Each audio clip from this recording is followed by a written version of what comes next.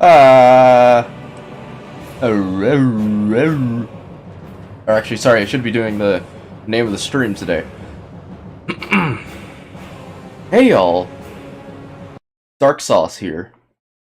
What is a Manus? So today we're going to be doing more Dark Souls and such. You basically did not miss anything last time I went offline. There's really nothing to show. I basically just went and I got a couple items, and that was really it. So, nothing of interest was missed.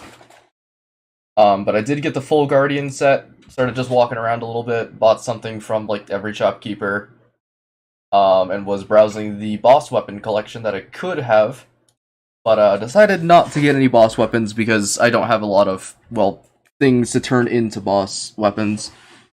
So I'm saving my resources for a little bit until I decide, hey, you know what, let's do a weapon showcase. So, let me get my controller plug here real quick. I did get a new controller, and I might swap to that eventually. Alright. There we are. Okay, cool.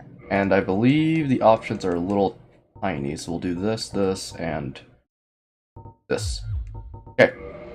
Let's just pick up right where we left off. I also apologize if my voice is a little weird today. I just woke up. So, time to game, baby. Where the fuck am I in the depths? I don't really know where I was going last time, but I guess I ended up here somehow. I went back through Tomb of the Giants and I got a couple of items here and there. I think we're gonna do Township. Actually, no, there is something we can do in Township, normal. So, if you guys remember last stream, there was a big giant dragon with 3 eyes that landed on a bridge and was like, hey, what's up? And then flew away. And then Hawkeye Grow was talking about that same dragon. But we're gonna go and figure out what's up with that dragon. Once anyone is curious, because we gave the soul of Artorias to this lady, she's just gone. She left. So, no need to fail her quest line by simply just not giving her Artorias' entire soul. By the way, if you talk to this guy again, he just goes, oh man, you fucking suck by killing me in PvP. Anyways, and then starts selling you items again. So, there's this little detour over here. And it's very interesting. There's just a bunch of random scattered items, and occasionally just the, you know, standard dog. Nope. Nope. So, let's see. I'm not sure. Keep forgetting what these items are. I'm pretty sure they're all just souls. And this is infamous for being one of the really, really tough fights in this game. Because it is a lot of health and a lot of resistance packed into one boss.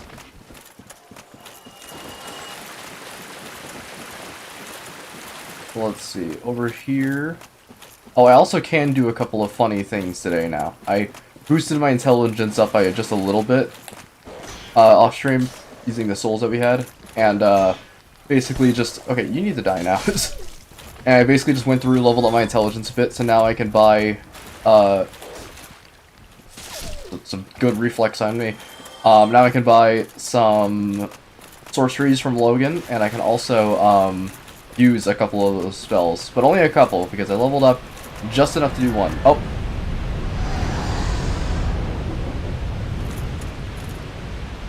There's a Titanite lizard down there. Nice. Oh, I already have a lot of... I already have a lot of Twinkling Titanite. Oop. Okay, now I gotta be careful. I might want to even just climb back up here and grab some health real quick. Actually, wait, no, it only triggers if I pick up one of those items. Okay, this is the reason why Kalameet is a very formidable foe. It's because he's one of the few bosses that actively tries to kill you before the fight even begins.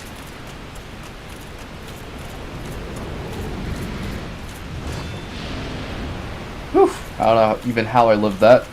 I was just gonna double tap me and I'd die. We're gonna run over here, and I believe this is a blue Titanite slab. Holes. Or it's just a normal one. Cool. But this boss is one of the few bosses that'll just try to kill you before the fight even starts. I'm dead. Oh! Yep. Toasty. Now, what's actually cool about this is that now that we've at least died or experienced the Wrath of Calamite, Hawkeye Grow has something to say. And this would lead... oh, fuck, damn it. Of course I keep warping back here. Why wouldn't I? But, this would actually lead to one of the, in my personal opinion, one of the fucking coolest cutscenes in the series. Keyword one of. There's plenty of cool cutscenes in the Dark Souls series. This being one of them, because, oh my lord, it's so cool. Okay, then just rest. Get your strength back. Alright, so, we died to Calamite. No biggie. Just run over here. Go back to where we used the crest key. Oh, and also, I didn't show this off last time, but, somebody was asking what do the carvings do. You go over here, and you select a carving. Very good. Plays a little sound. And supposedly it's Hawkeye Grow, like, speaking into the stones. And then you can just drop them, and it relays his voice, which is pretty funny. Oh. Well, I done got unlocked myself out. Alright. Hey, Hawkeye, there's a big dragon I need you to shoot down. Tomorrow, is the black dragon posing the duress? Yeah. Yes, I thought as much. He's called Calamite. Ferocious dragon indeed, even mighty Anna Londa dared not provoke his ire. I see little good coming from this, but thy intent is to persevere to the bitter end. Yeah. Good, good. What is bravery without a dash of recklessness? I've taken a liking to thee, and I owe thee much for thy service to Artorias. Now, watch, and see how Goth hunts dragons. I'm gonna stay silent for this. Also, one thing to note is that as he's moving, dust is, like, popping off of him, because he's been sitting there for so goddamn long. Oh, and I probably should say, he's also completely blind. Because of that helmet he has. I'll explain why he's blind because of the helmet. But, needless to say, can't see a damn thing.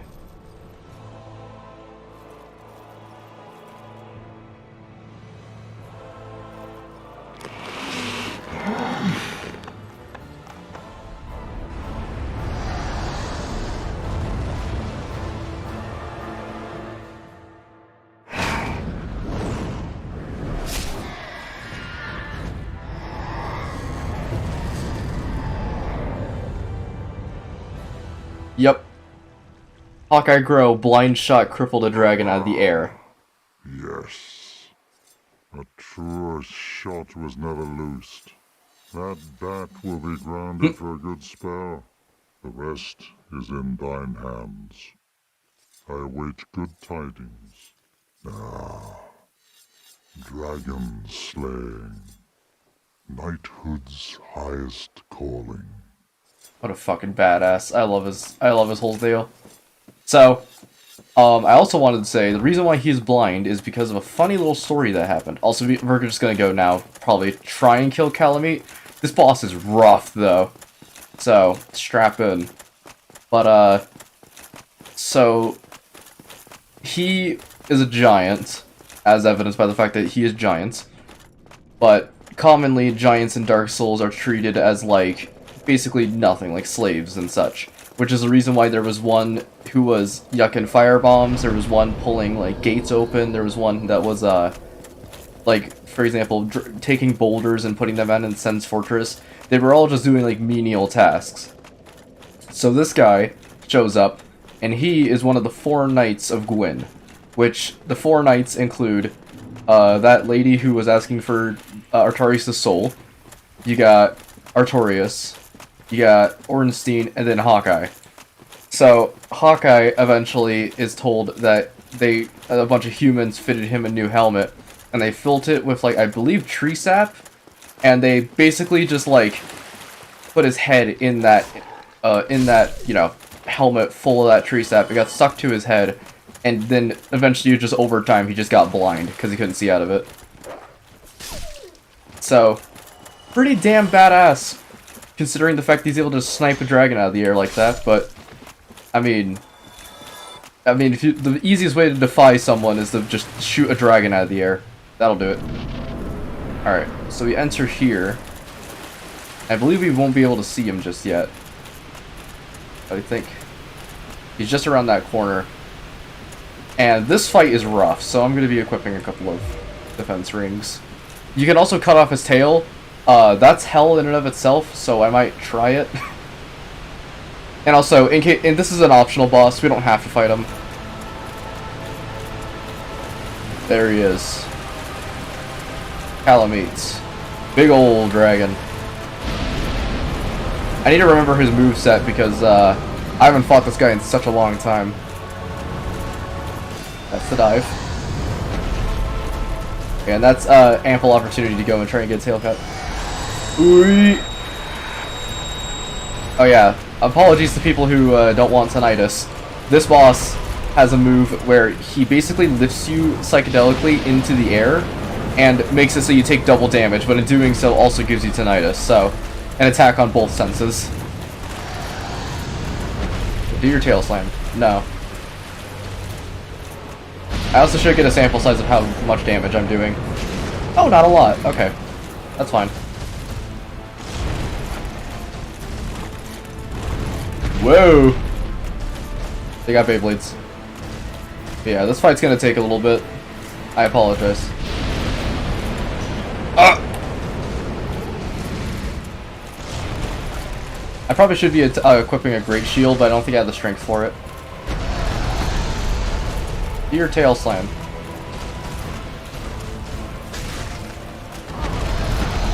Ah. Why did I do this? Woo! I'm gonna drink right next to you, bud. I also never realized that we're still at only +3 Estus. So, we're doing pretty shit healing. But I mean, if you never get hit, you never gotta heal, so... whatever.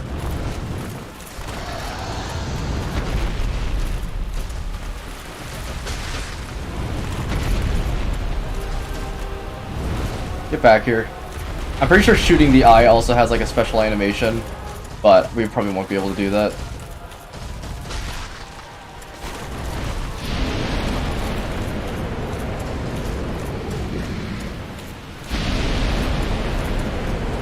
How much damage I'm doing two-handed? Okay. Okay. Cool.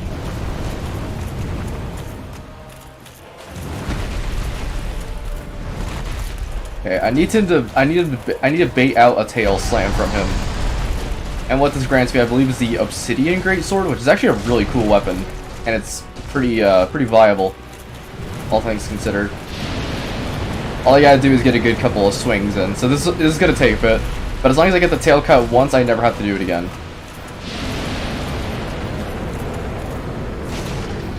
That move is a really good one. There's like two moves he has in his arsenal: a tail slam and a attack using his breath, but only while he's standing up on his hind legs.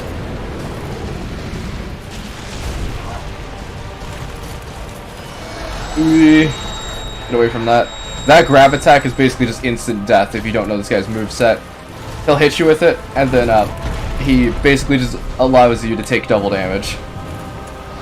Or he doesn't allow you. What am I talking about? He gives you double damage for a short period of time. Ow!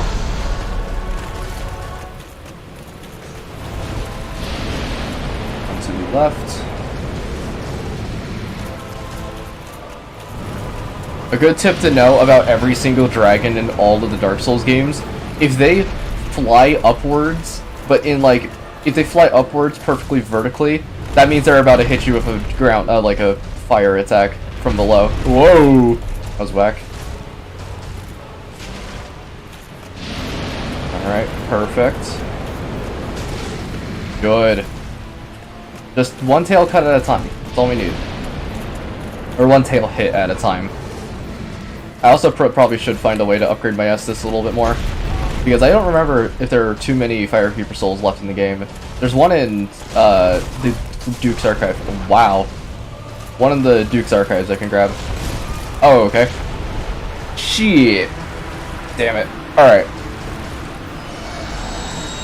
And a little bit of tinnitus for the road, pug. Alright. I'm getting this damn tail cut. I'm getting this damn tail cut if it's the last thing I do, and I will not say Doug Dimmadom's name in vain. I also probably should do that instead of fire protection, because I feel like doing physical protection against this guy isn't it's a little better than having to do fire damage, because if you know how to dodge the fire, you're good. It's just that those hits, their hitboxes are fun. But yeah, I'll show off what the tail cut not only looks like, but also what the tail actually does. Because it's a pretty cool weapon. And I believe it uses, like, faith magic, or I think I'm remembering wrong. Probably. I'm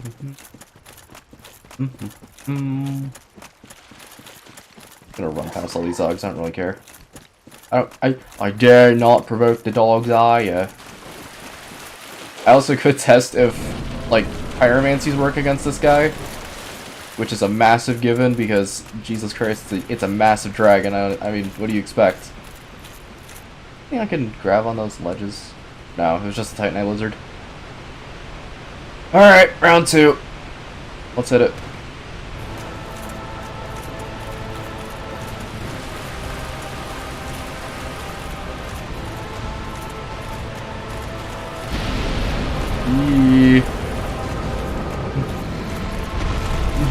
Man, I'm gay.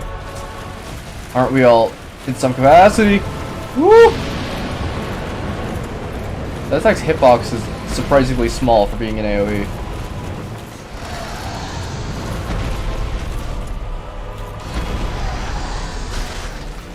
Oh, good. Okay. As long as I get a one tail hit at a time, no matter how long it's gonna take, we're gonna be good. I'm dead. What the hell was that hitbox? Like, I'm glad it didn't hit me, but what? Your tail slam again. Not that! Not that! Ugh.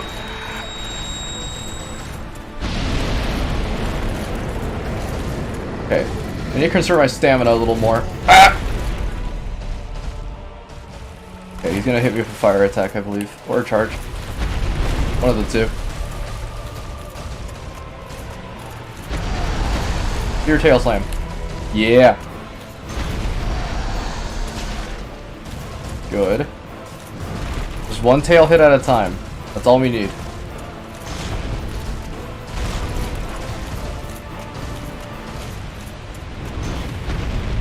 Okay. And just defend.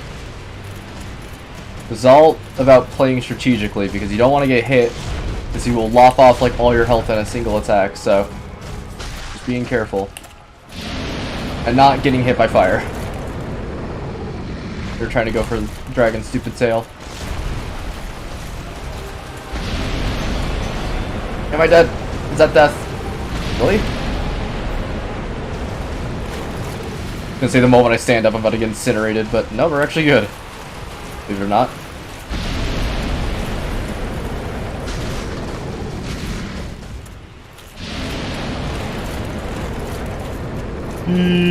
God damn it.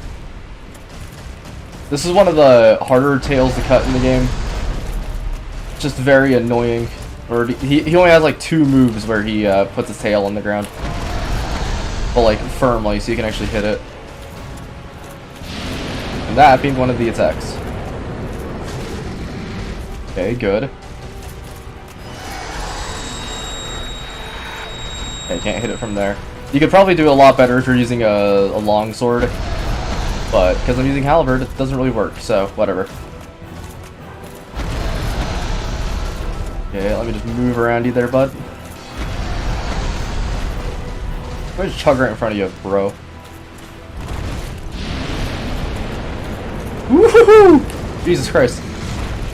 Call that shit out cross buttons, eh?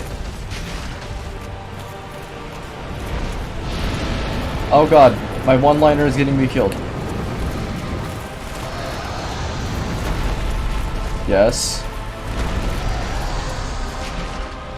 Okay, we're getting closer. I think like 2 more hits and that should do it.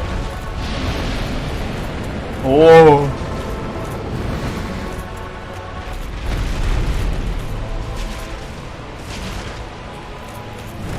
Okay, run. Run, run, run, run, run, run, run.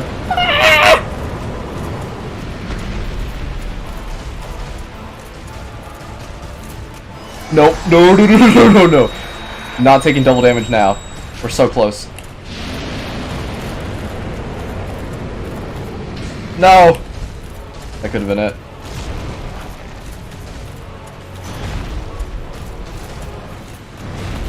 Okay. Just defend best you can. Ow.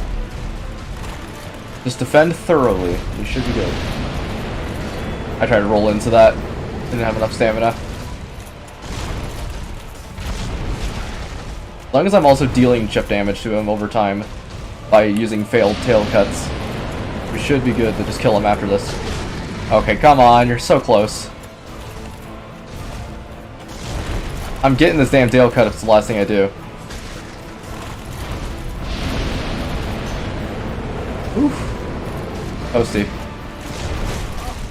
Oh god, do not die now, please.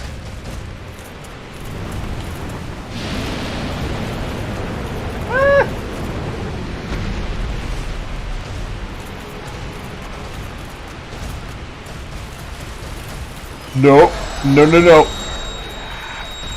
Every single time that move comes out. The kryptonite, ow!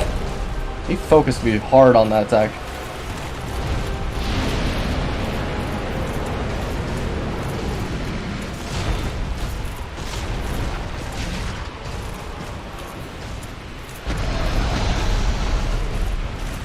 Come on.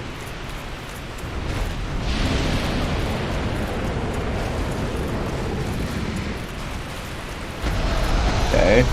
Bait the tail. Oh, god damn it. So flippant. Ow. That sucks. It's one of the exact moves that I needed as well.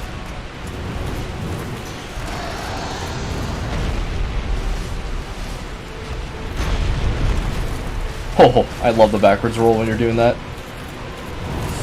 Run! Ah! Okay. Just do one of your many moves that allows me to tail cut. Yes! Thank you. Oh, come on, really? This guy's a lot of fucking... These guys have a beefy tail, I guess. Oh. Just deal a little bit of chip damage.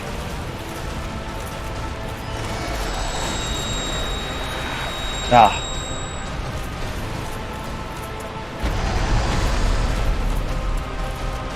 Just let me have your tail, please. What are you doing? Okay. Easy does it. Tail slam. God damn you. You rat. Hawkeye was right. You are a bat. Okay. He keeps doing moves that put him in the perfect position to just not do a tail slam. Ah! The fact I haven't gotten hit by that attack yet, it just really goes to show how weird the hitbox on it is.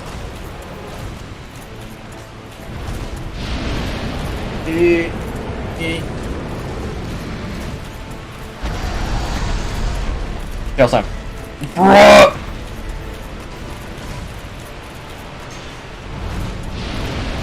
This time, just run away against his attack. Ow! Okay. Up and at him, John Dark Soul.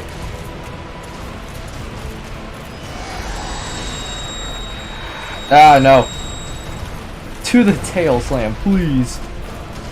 Please, ma'am.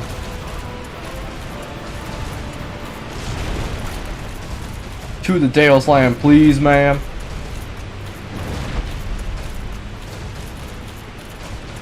There's probably a couple of moves I can also do another Tail Strike on, but both of those moves where he does the hind leg breath attack and the Tail Slam are like the two easiest ones to get it on.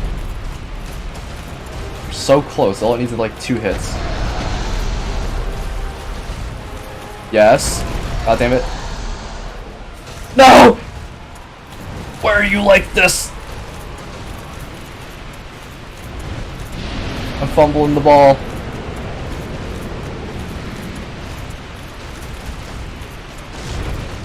Just let me through. Yee. Oh god. Oh, what? Okay. I guess that was a move. Don't really know what that was. Yeah, let's run away. Okay, let me in.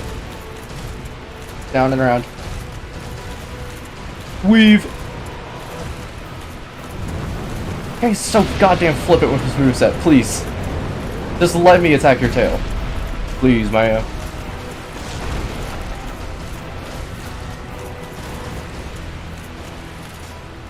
You dick.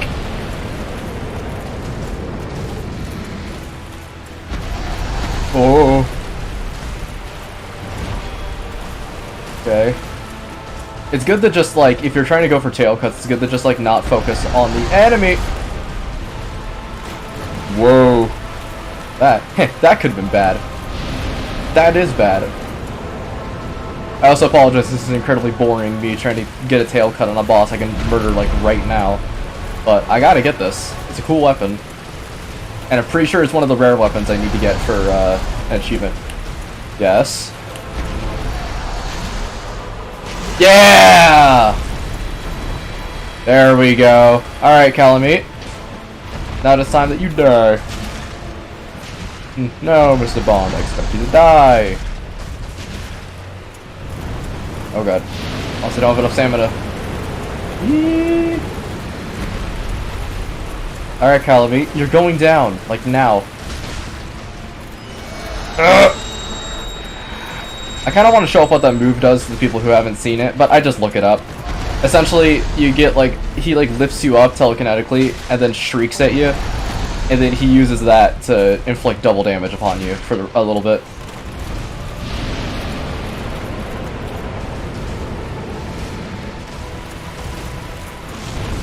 Ow.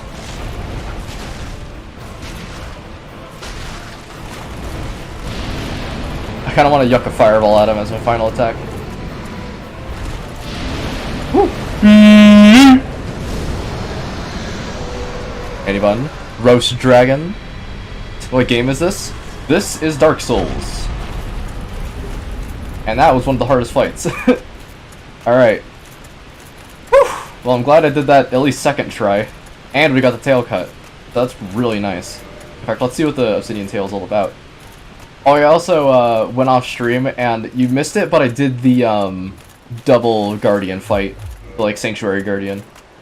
Oh, also, there's a message. Only Hawkeye were here. You get a couple of his arrows. Cool. And I believe that's like one of the best great bows in the game. In fact, I'm just gonna walk back. I don't even want to walk. All right. Well, I'm very glad we managed to get that second try, and only in 30 minutes. Or I guess not even only in 30 minutes. Besides, not counting the fact I had to explain a couple of things and had to do the cutscene with Hawkeye. I mean, probably like 15 minutes. Not bad. Who is Double Guardian? What the fuck? What Souls-like would you recommend for the first one? Alright, let's tackle what is the Double Guardian fight. In the DLC, when doing the Sanctuary Guardian fight, you can go back to the arena where you fought them in after doing, I think, like, fighting Artorias or something. When you go back to them, there's 2 Sanctuary Guardians to get the fight. They don't have boss health bars, so it's not really counted as a boss, but you can still get tail cuts on them, and it's just a normal fight, but 2 of them. And then, what Souls-like do you recommend as your first one? Easily the first one. It's very nice. wondrously played. Lord Gwyn's blessing upon me. That beast will never take to the skies again. Okay, cool. Probably some. I think there's something else I can do. Dragons shall never be forgotten. We knights fought valiantly, but for every one of them, we lost 70 of our own. Exhilaration, pride, hatred, rage. The dragons teased out our dearest emotions. Thou will understand one day. At that twilight, old thoughts return in great waves of nostalgia. Farewell, proud human.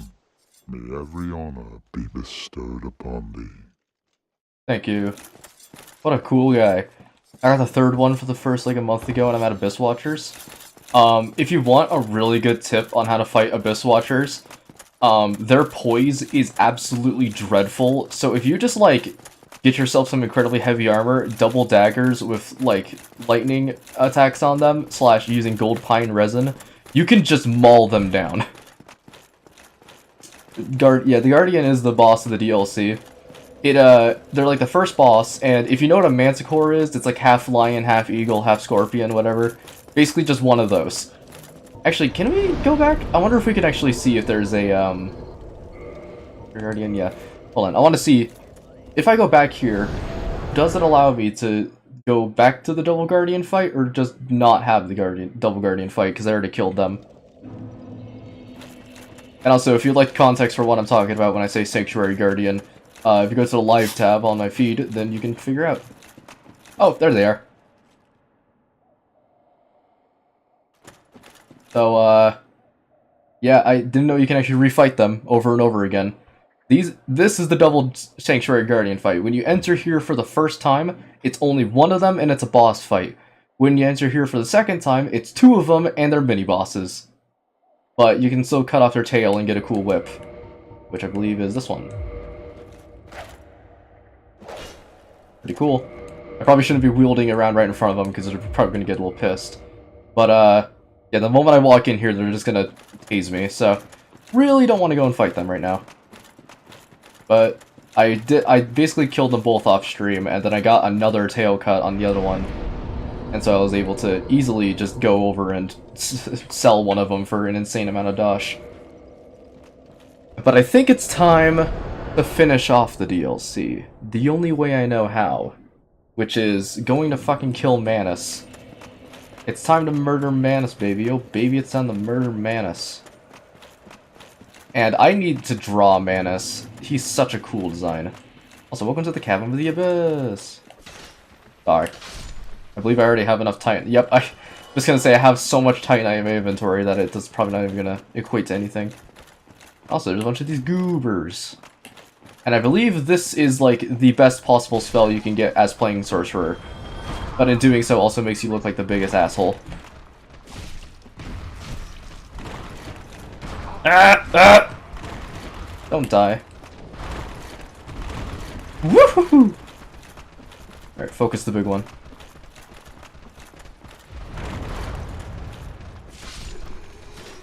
Ah! Ouch.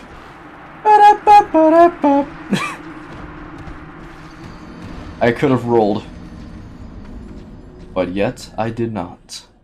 I think what I should probably do is more pyromancies, because I have combustion on it. Oh. I keep forgetting that unlike Dark Souls 3, if you warp, which is better, what is better, Elden Ring or this? You have Sif Summon. This is the first time I've entered the actual Chasm of the Abyss, so we're not going to be doing Sif Summon just yet. I'm going to make where every character is a dog, I shall call it Bark Souls. Hell yeah.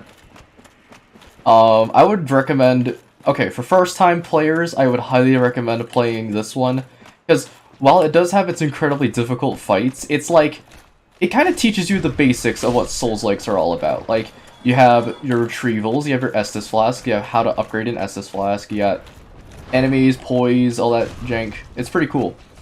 And I would highly recommend Elden Ring as well, but I don't like recommending Elden Ring to new players because it's kind of like it kind of requires you to know a bunch of stuff about the game to begin with, or a bunch of stuff about Dark Souls to start with.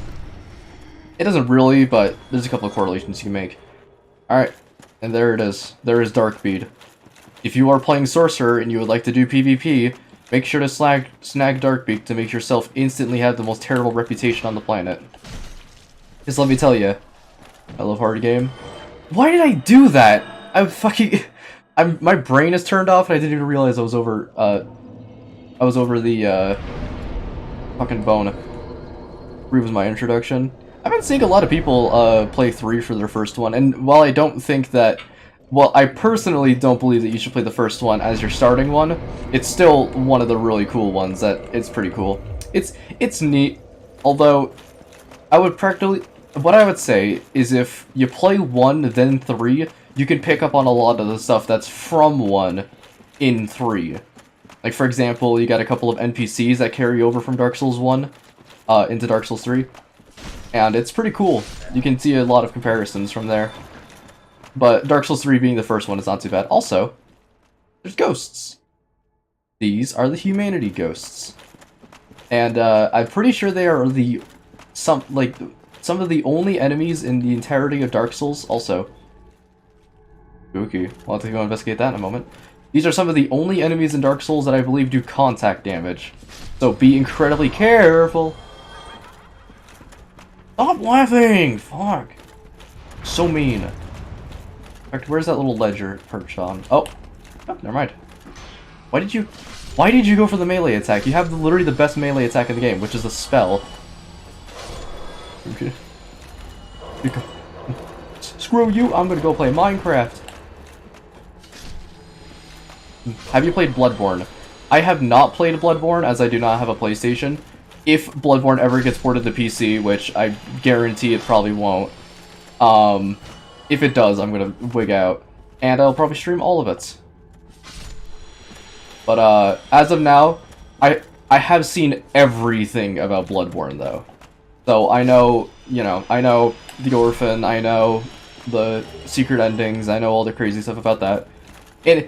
It's kind of just like, I kind of watched all of it because I was just like, I'm not gonna get a PlayStation just to play Bloodborne. And while it's just like, well, you could, I just don't want it because it kind of feels like a waste of money. And you could say, well, then get more games. Well, a lot of games that are on PlayStation can also be put on PC. Ooh, 50% off. Interesting. They put it for 50% off, so they make you forget the pain of not putting it on a PC. Never forget. Oh, I also want to show you that there is a cheese to the final boss of DLC. I'll show off in a moment. There's the boss fog, but we're gonna actually go back real quick because I did miss something. Also, there's an item over there. And more ghosts.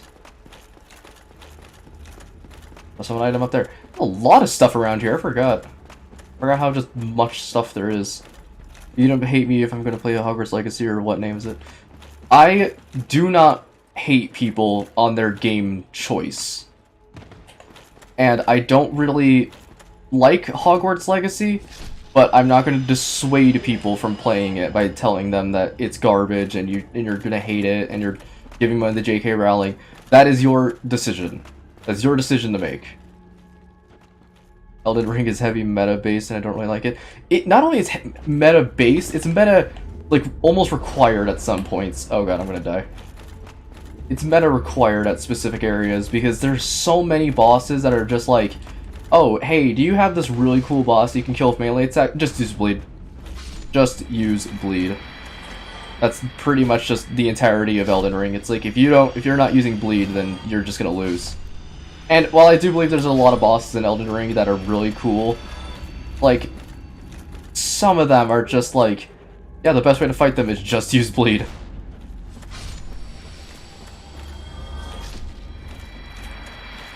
Twin humanity? Also, I keep forgetting these guys also drop humanity.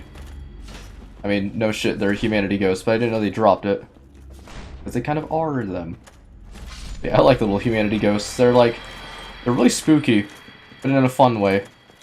It's like when you say spooky when you're looking at a tiny little picture of a smiling ghost or something. You know what I mean? Like that kind of spooky. Arcane. Arcane. I've seen Forspoken or whatever that game is called. What went wrong? Like, who in the design factor or script writing or voiceovers, who sneezed on the script and made it that bad? Oh my god, the character is just an asshole for 90% of the game. You wanna know why I like games like Hyper Light Drifter? It's when everyone is silent, but they still tell a compelling story. But Forspoken, you're trying to create character development by making your character seem like the most incredulous asshole on the entire planet, and then, oh, they'll turn around eventually. It's like, when's that eventuality? At least the Painful did a really good job of that. Or I guess not a really good job of making an asshole seem like the good guy. Making an asshole who's also a psychopath actually be the bad guy, but in a cool way, or it doesn't feel forced.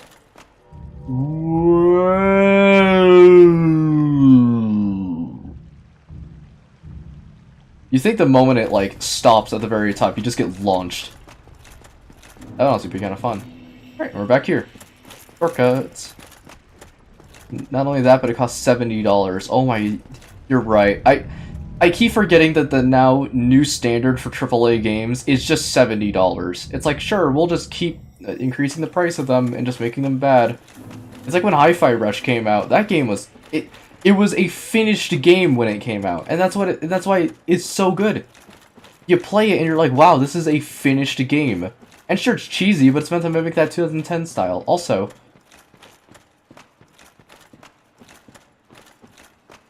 hello?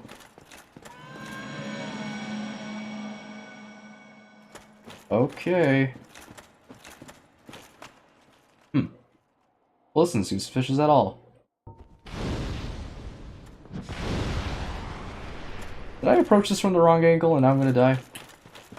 Oh, I just have to follow him this way.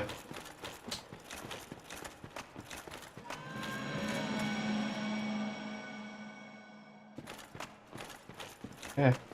Gonna keep following this esoteric cat. They're also glitchy.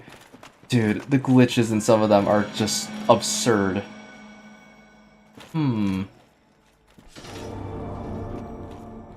What Dark Souls is this? 1. Well, specifically 1 remastered, because you can't actually buy 1 anymore. They made it so that way you can't purchase Prepare to Die Edition. Then they made it so that way if you had Prepare to Die Edition, you can't get the discount on remastered. And then they made it so that way online play no longer applies to remastered.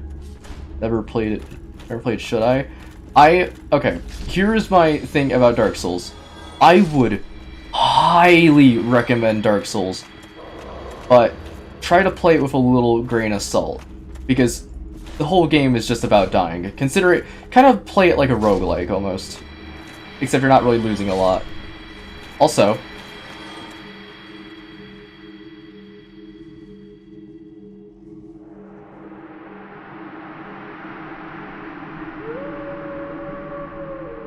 bye-bye, Sif. Cleansing Great Shield. So that, I mentioned in a previous stream, is Artorias' dog, Sif. And he's a badass dog because he has a sword in his mouth. And you may have seen him from a lot of memes about Dark Souls where it's like little Shibas holding foam bats and beating the shit out of their owners. And it just has like Sif, Grey Wolf. Or Grey Wolf Sif on the bottom. And Dog Wolf Sif. Dog Wolf Sif. But I would love... I love Dark Souls with a passion. First of all, I would highly recommend to just not play it online for your first playthrough.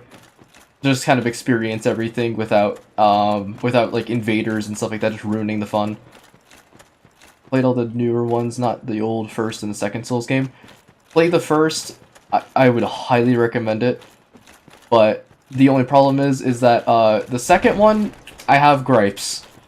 I mean, you could play it if you want, but I'll just tell you right now, don't play that one like a Souls-like. Play that like it's a dentist's office visit, where it's just going to be pain the entire time until you rip off that band-aid. He does help you fight the boss. We're gonna go back and humanify real quick, because I don't think you need humanity for it, but, you know. I just want to get my... Oh, I actually want to kindle this bonfire, too, so we have to humanify. We'll just do that real quick. Yeah, my recommendation for all the games, start with 1, skip 2, go to 3, then play either Sekiro or Elden Ring. Then when you're done with either Sekiro or Elden Ring, then play the vice versa one, which is Sekiro or Elden Ring. So, you played Sekiro, then play Elden Ring, you played Elden Ring, then play Sekiro. Warning is that Sekiro is unbelievably difficult. And I mean, as a Souls guy, even Sekiro, like, I had to take a break from it. It was that painful. And eventually I got into the rhythm of it and knew how to play the game, but over time, it's like, it just rips your muscle memory from Dark Souls. 'Cause there's not rolling, it forces you to deflect. Or I guess there is rolling, but in the form of, like, spot dodges and such, that don't really provide too many invincibility frames. Or any at all, I think. But then play Elden Ring, which Elden Ring is just fun. It's just big Dark Soul. I like it. And then if you have a PlayStation, you can slap Bloodborne in the mix somewhere. But yeah, always just start with the trilogy of Dark Souls games. And I say skip 2, and that's because 2 doesn't, like, add a lot of stuff into the lore. It doesn't add a lot of stuff into lore. Gameplay-wise, it's garbage, in my opinion. And, it's just not fun. I mean, it has cool areas and cool, like, sights to see and stuff, but overall, it's just not fun for me. You're laughing. You're laughing, move. Not hit me in the back with a dark ball. Stop! Those were the first couple of bosses on Sekiro, and I haven't done a full playthrough, though. I would highly recommend Sekiro. It is beautiful. Demon's Souls worth it, I heard a lot 50-50 with it. Demon's Souls 1, like, the original, non-remastered, I've heard is, like, decent. It's whatever. I've heard the fucking PS5 one, though, is insane, but, of course, if you have a PS5, then, of course, you can go slap Demon's Souls in the mix. However, you have to know, Bloodborne, I don't believe, can be played on a PS5, so you have to have a PS4 and a PS5 in order to play all the FromSoft games, which sucks. And, of course, there's King's Field and Armored Core. I have never played Armored Core. Also, do you see those eyes down there? That's Manus. That's the father of the Abyss. And I do want to show off something real quick. I'm not going to be doing this, because it takes a long time and it sucks. If you picked up the Hawk Ring from Anor Londo, I believe if you angle it just right...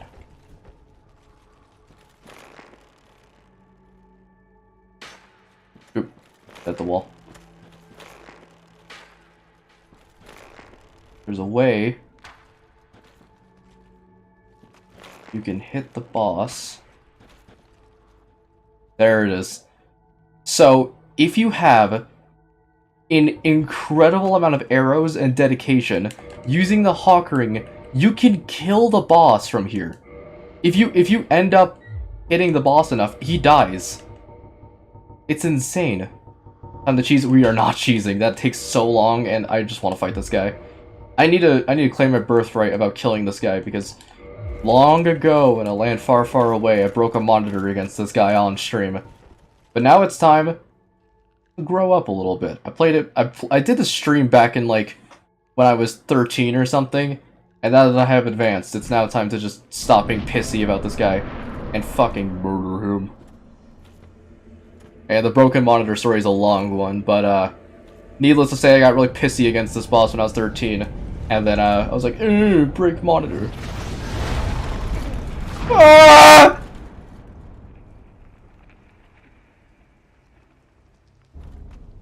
Hello?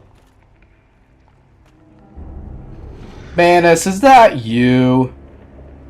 How'd you even break your monitor? Punched it? Easy as. But I need to draw this guy. So this is the father of the Abyss. And if you were here for the pre-stream, you may remember this guy's song, because I use it as the intro. So this guy is tough, by the way. I actually think this is one of the hardest fights in the first game, because of how chaotic he is. He's really cool, though. Alright, and we also have Wolf. So, be prepared. I don't think you'd even get a tail cut off him, so... Before anyone is like, oh god, he's gonna get a tail cut, I don't think he even can. He looks like a nice guy. Ooh. So that's his Wombo combo. Don't get hit by that, you'll die instantly. I'm not kidding, it's like fucking what feels like 13 sequential hits in a row that you can't poise out of. It's basically a grab attack. But yeah, his design is super cool, I love it. It's really just perfect demon energy. Like, if you look demon in the textbook, it's probably this. You have silver pendant? You damn right I got silver pendant.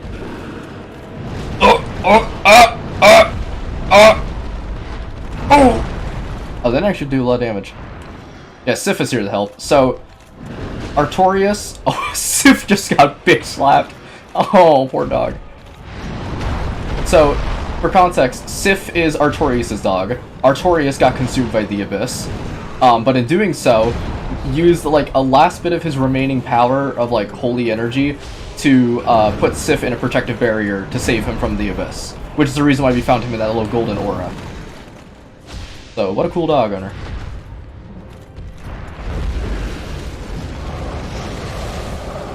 So now he's using dark attacks. And these will just wallop you, so be very, very careful. And make sure to have your silver pendant equipped. It's the only thing that can deflect against the dark without a shield. But yeah, Sif is now here to get revenge. And I believe if we leave him alive, we can actually get a special cutscene later. Ow! I had timed that way too late. I forget what the timing is for it. I have to wait a little bit. We are kind of kicking his ass, so good. For this attack, just walk backwards. This is the one tip I remembered.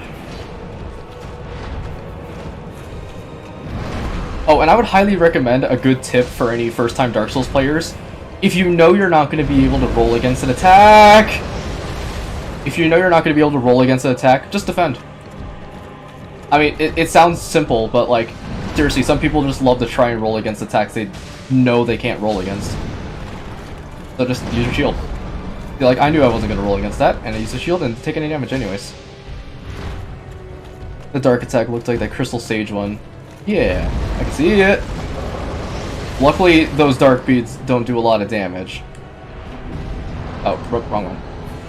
Oh, if you also noted, he's using all the spells that the Oolacile magicians were doing around the place. So he had Dark Bead, that Dark Fog attack is the one that comes from the sky, and the Dark Orb one is just the one that he does in a circle. Oof! He is almost done. I'll be severely impressed if I can first try him. Oh! No, no, no, no, no. Okay, focus Sif for a quick second. I hate to do this, dog, but... Oh, actually, Sif is fucking powerhousing this. Damn. Oh, come on, Sif. Don't you whimper on me. Come on, England. Score some fucking goals! Woo! Hell yeah, first try. And we kept Sif alive. We did it, Sif. You can go home now.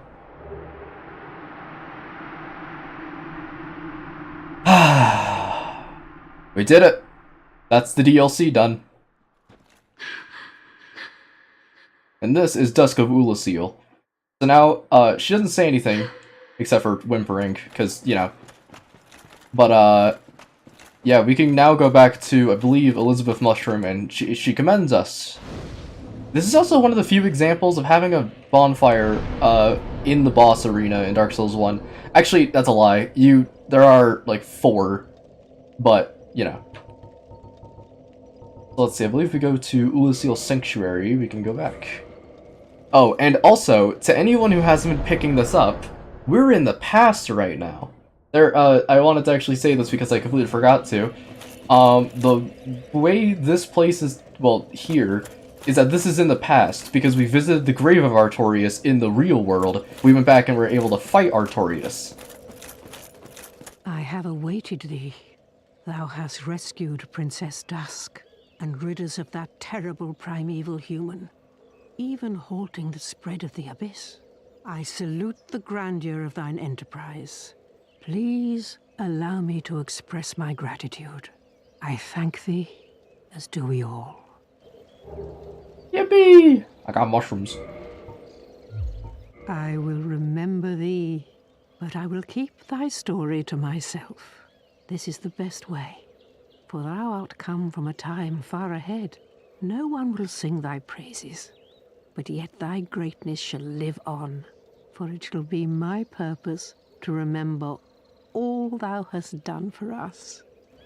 So she's essentially saying May that the flames because we're from the future, no one's gonna remember what we did except for her. So, you know, it's good that our efforts have been focused on the one person, at least. And now I think if we talk to Hawkeye, he might have something to say, but I'm not entirely sure. Because I never talked to Hawkeye again after I beat Calamite and Manus. Because I knew if you beat Calamite, he's like, oh yeah, good job. But I'm not sure if you beat Manus if he has anything else to say. But yeah, time to go talk to Mr. Potato Carver.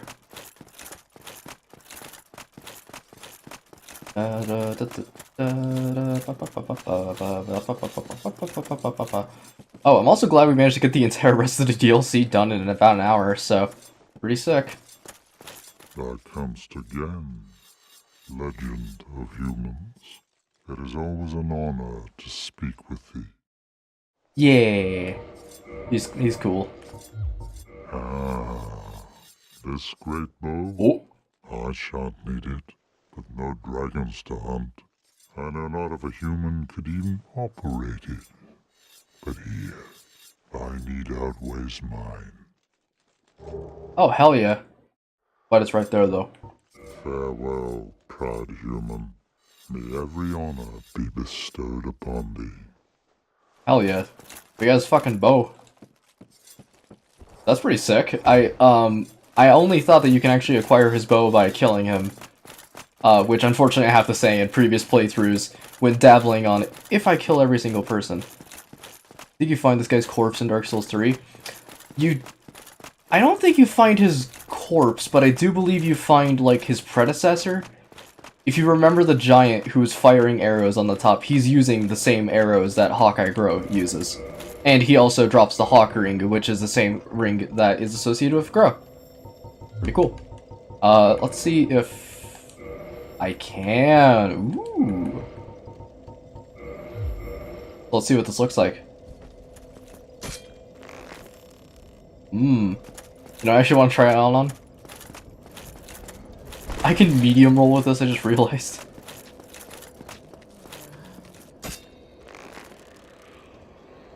Okay, I can't get a good shot from here. I could probably get this guy. Hey, bitch!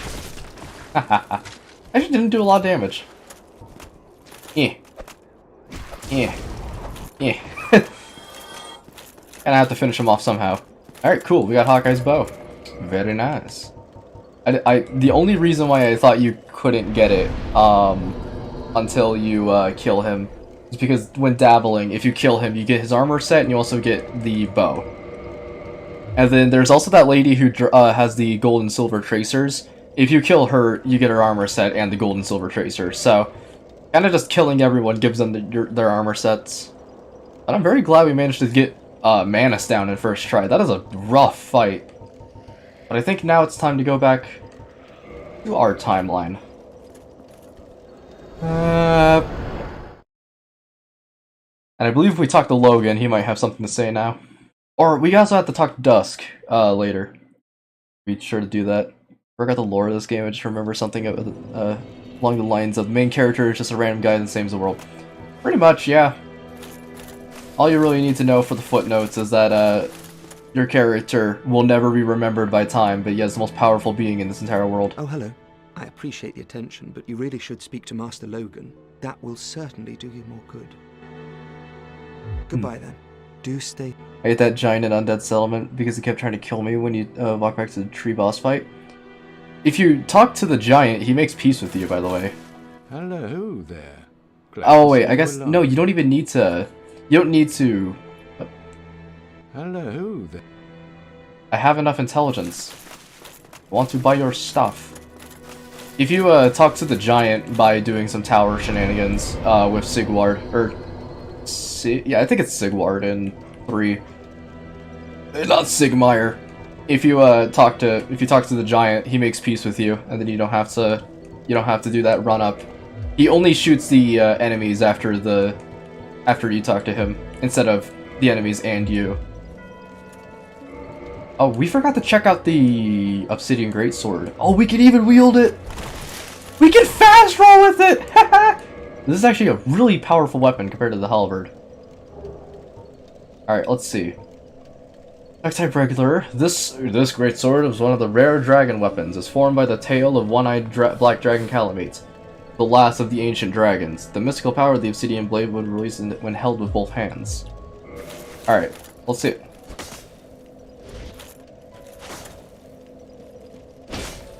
Okay, then with both hands. Alright, I'm gonna be sure to stand back from everything. Oh! Oop, wrong one. Woo-hoo-hoo! That's sick! And for context on why I'm freaking out about this weapon, I literally did not even know this weapon existed when I was playing it on my first playthrough.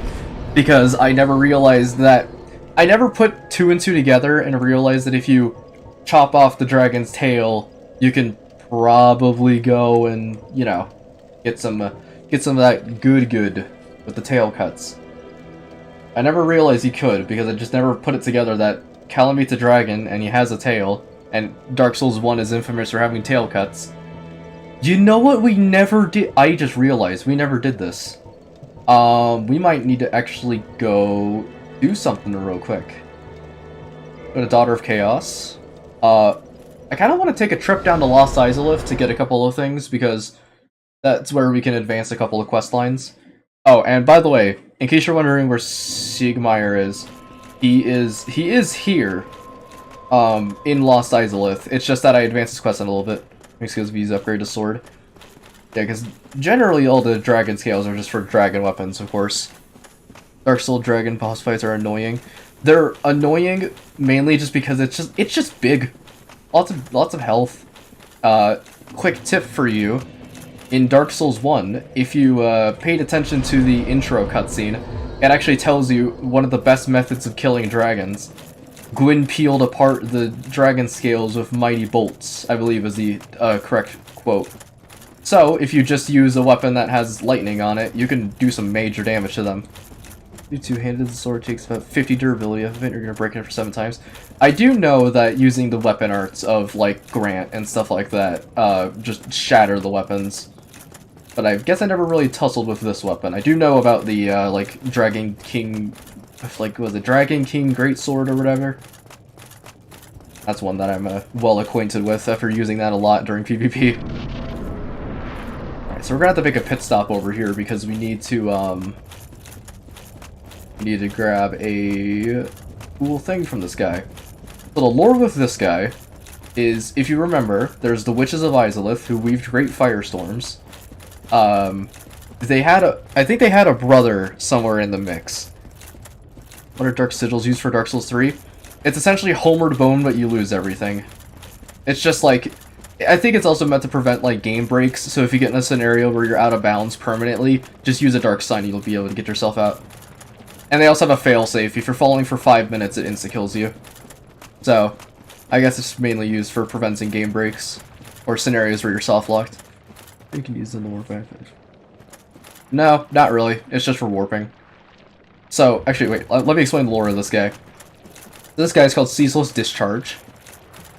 He is a massive, massive lad, and lava is, like, pouring out of him at the seams. You can't really see it, but there is lava pouring out. He doesn't attack us at first. And over there is his sister's corpse. So unfortunately, in order to aggro this guy, we need to ransack his sister's grave. Mainly because he is the only thing that's causing all this lava to pool around. Which, we need no lava, so that way we can actually traverse Lost Izalith. So unfortunately, my friend, we gotta go grab something. But I think what they did was they put a ring on him to prevent lava from spilling out, but then a demon stole the ring. And we'll see that demon later. And we'll fight that demon later. And we'll get that ring later. But they put a ring on this guy to make sure that he doesn't make any more lava. But I want to be careful not to die instantly, because this guy's actually quite rough if you don't know what to do. You basically just hit him while his hands are down. Standard head of hands type affair. Okay. First blast. So, if you want to know a quick tip, the reason why I'm running over here is because there's something you can do with this guy. Notice the giant drop-off right by the boss fog. This guy is a terrestrial being, so he's walking.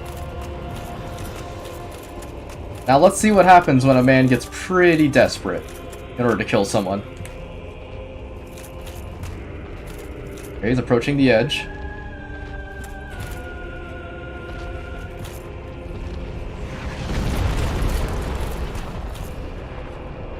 Oh, what's that?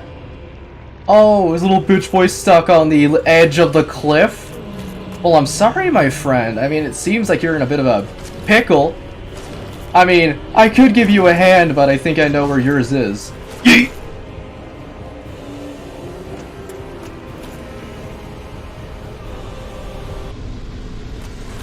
Cool. Alright, now that the terrible one-liners are out of the way, the lava recedes. Which now we can walk on this without too much, we can now walk on the scorching hot earth without taking any fire damage, which always bugged me in old, like, Dark Souls games, where it's like, hey, yeah, so we have all this lava, and then an object comes from the lava, and it's not,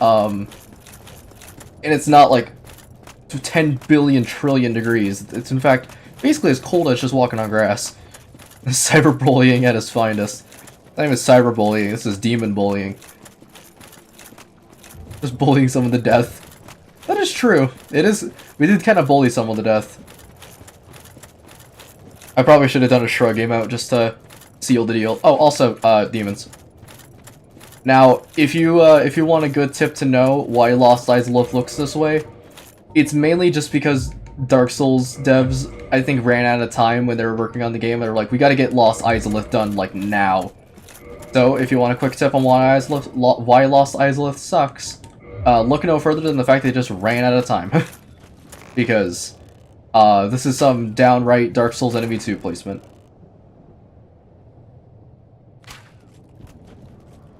That his sisters gave him the ring. The sisters did give him the ring, and then a demon stole it. But they gave him a ring so that way he would stop, you know, ceaselessly discharging everywhere.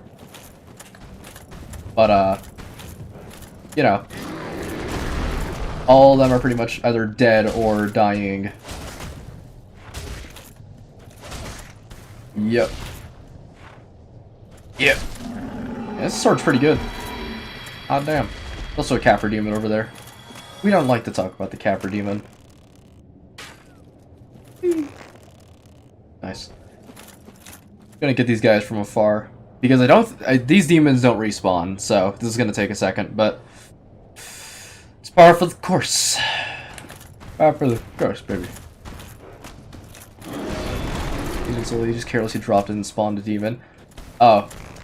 I've heard basically like both sides. I've heard that on one side it's whoa. I heard from one side he dropped it and it spawned a demon from it. And then I heard from another side that it was he had a demon steal it and then run off. But yeah, I'm not entirely sure. I guess it's just people who don't really know the Dark Souls lore that made the demon story up, but whatever.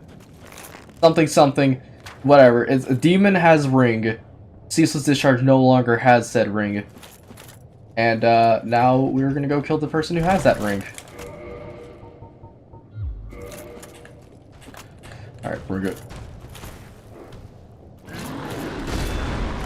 Oh, what a strong attack. Mind if I use mine?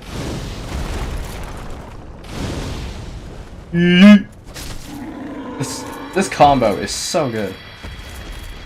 I guess to be completely fair, we are just killing Taurus demons, so it's not really too big of a crazy thing. I kind of want to also go back and talk to Sif because, or not talk to Sif, go fight Sif because we didn't do that the first time we ran around because I was like, I want to go see the cutscene. And also, before anyone asks, I will be taking a screenshot when the Sif fight happens because of special cutscene. I've never gotten the special cutscene to trigger because I always fight Sif before fighting Manus. So, if you hear a little chink, don't say, oh, Moop is cringe. Literally never gotten that to happen. And also, it's adorable. How could I not? Nice.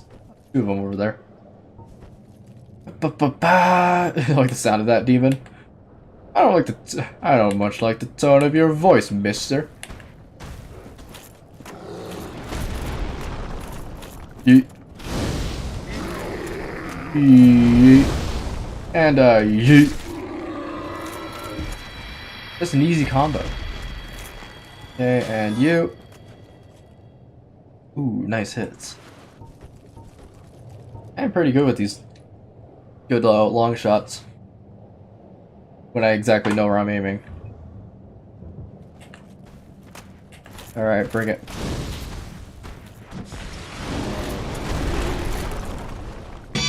Oh, thank you, Sun, for the subscription. I really need to change that sound because while it is funny that it's little Peppino, it scares the shit out of me every single time. Also, wait, I need to check something. Give me just one moment. Oh, shit! Hey, gamers. So, thank you all for 900 subs. Really odd that it happened during stream, but shit. Thank you so very much for 900. I am baffled because I was just looking over and I was like, wait a minute, subscriptions? I forgot. Also, yeet! Oh, that actually do a lot. Ah! These guys are demons that are still get hurt by flames. It's only a specific type of flame, you see. Ain't the Dark Souls more? I don't really know. I guess it's just these guys have pretty good calluses, so they're able to walk across lava, but everywhere else it's just covered in fur, so they just get lit ablaze. But, yes, thank you for 900 subs, everyone. I completely forgot that that milestone was, like, incoming really quickly. So, shit. Thank you all. I didn't realize how close I was. But, I probably won't be doing a 900 sub video. I will be doing a 1000.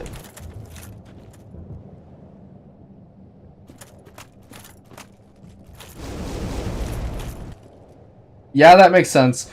I'll definitely be doing a 1K video because that's when the channel can finally be monetized.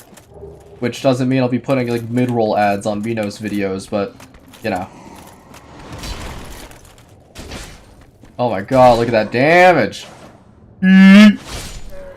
Beautiful. Alright, now I think we can walk over here, and I believe a friendly fellow that we met a long time ago is about to invade us.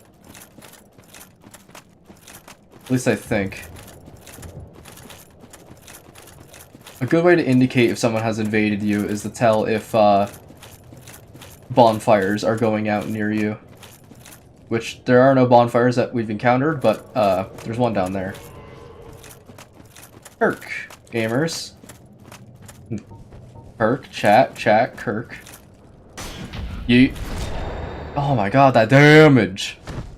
Beautiful. Yeet! Damn. Probably should be using this blade more. If I had it. And now I do. Oh, should be has sword finally. But, I believe we can also just skip past all these guys because there's not really any items up there that we need. And also, look at that enemy placement. Wow. Congratulations, Dark Souls Lost Izalith. Oh. Hello. There's also, in case you're wondering, that's the demon who has the ring. He's just sitting on a wall. And I believe if we actually like shoot him off, he has a special animation.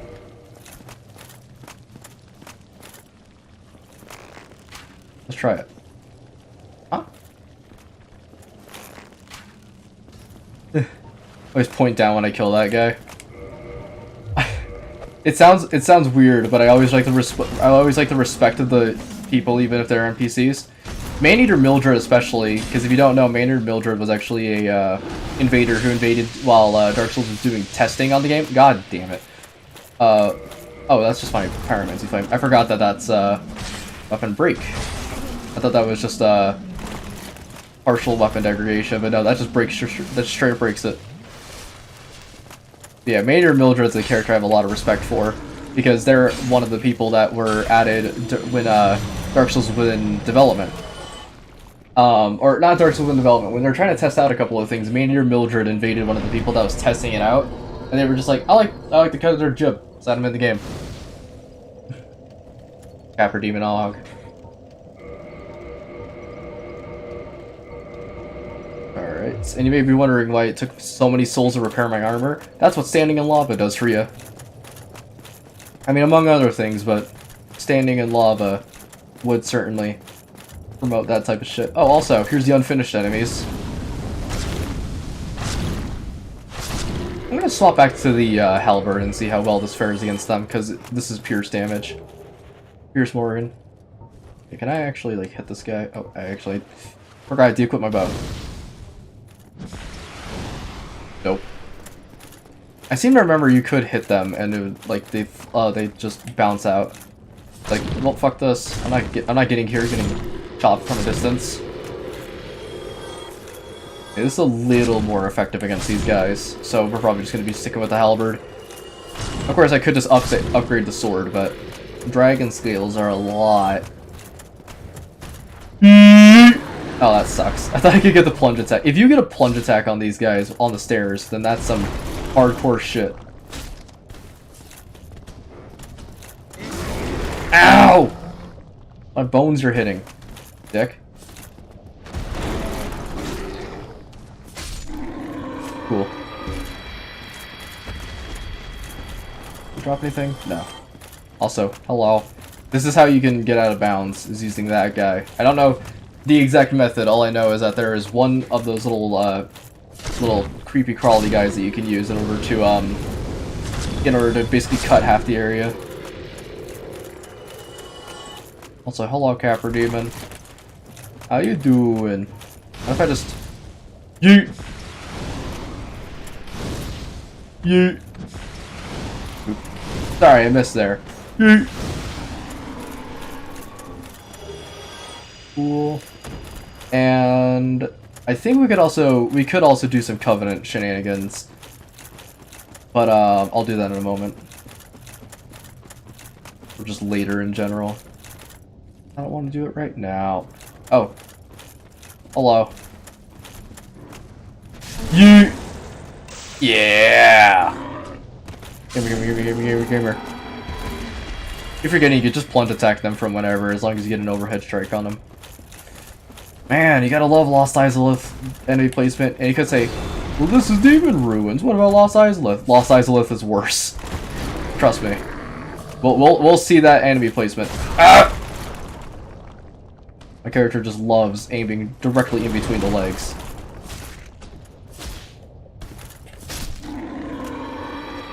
Alright. Oh, no, no. Jesus Christ, that hitbox. No. Bad. Gotta go. Laters. Later, nerd! Loser! No, I'm just kidding. But goodbye. How you doing?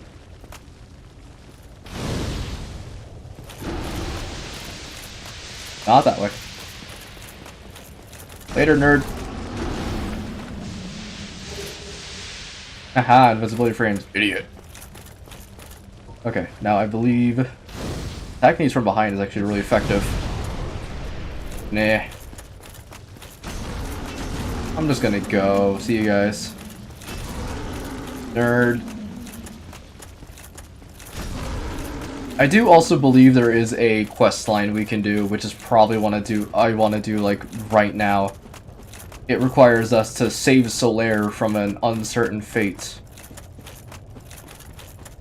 So, basically, I'll basically tell you what the whole idea of this part is. There is a big old demon behind this door, and he sucks because he's just a reskin. But if you go down there, there's a sealed door and a bunch of maggots. If you kill the maggots, nothing happens. Ah! Oh, we're good. I thought we were gonna die. If you kill the maggots, nothing happens. But if you give 30 humanity, and I mean specifically 30 humanity, to Quelana, the person who had the Daughters of Chaos Covenant, giving her 30 humanity allows you to open that door, revealing that there's a maggot called the Sunlight Maggot that later on Solaire will become obsessed with as he's trying to search for the sun down here. So he'll basically just go insane trying to find it. And we don't want that to happen. Where was the item over here? I swear there's an item. Oh. But yeah, we need 30 humanity, and I might have to do a little bit of an exploit that I can perform. God damn it. That I can perform in order to skip a lot of stuff, and you could say that is a weak strat, and you're right. Actually, how much humanity do I have now? Oh, 38. I'll just do it. Never mind. I thought I had like 20 or something. Nope, we have 30, so I'll just do it. I can farm off stream.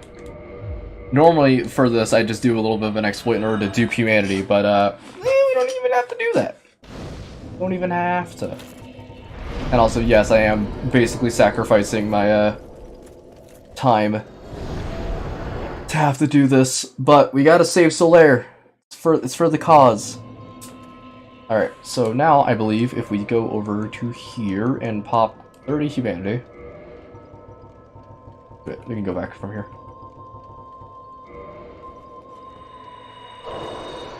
Which, oh boy, that's a lot of humanity.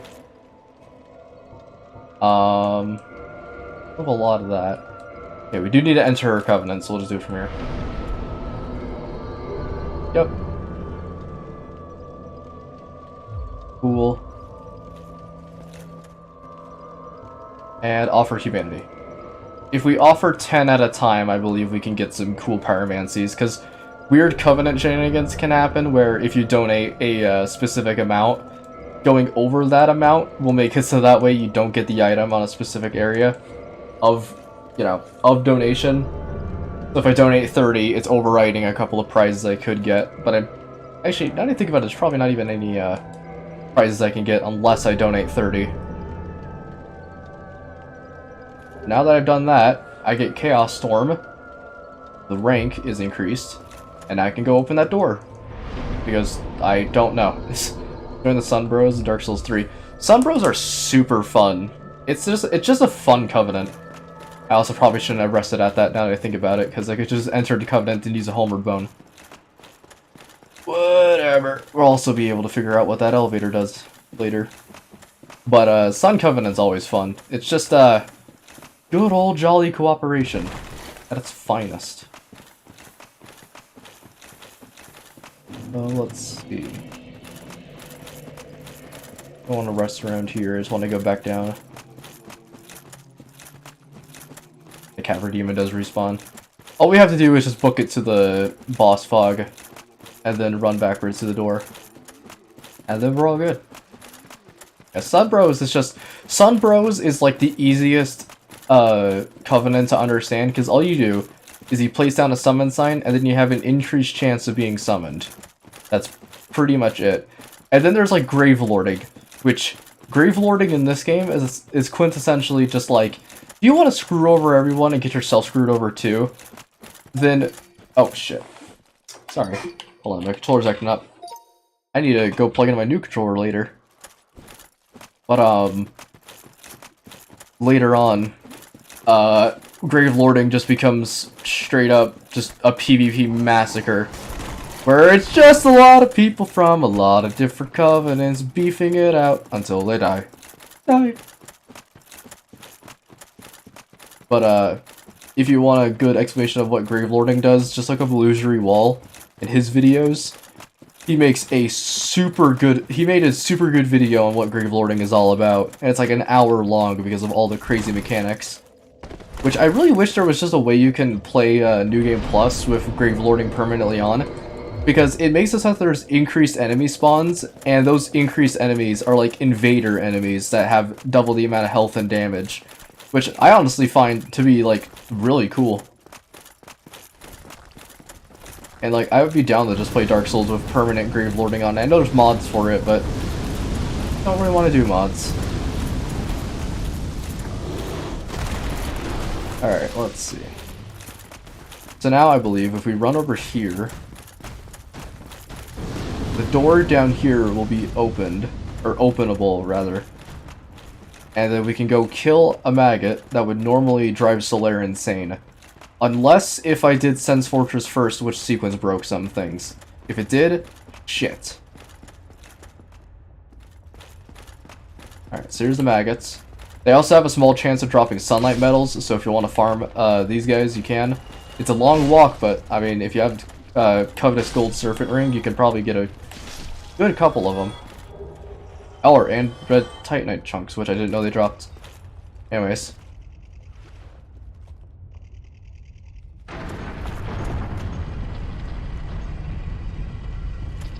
How satisfying.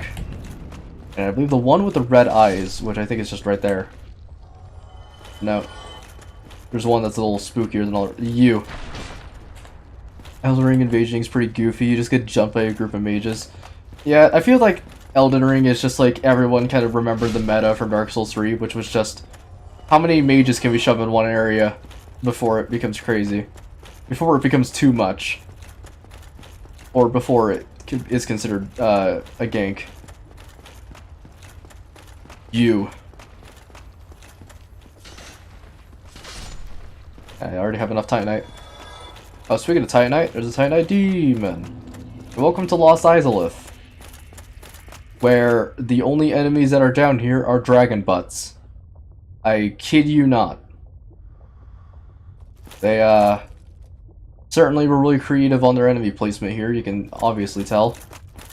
Anyways, we won't be going over there just yet because, there is a couple of things we have to do with the Centipede Demon and Solaire.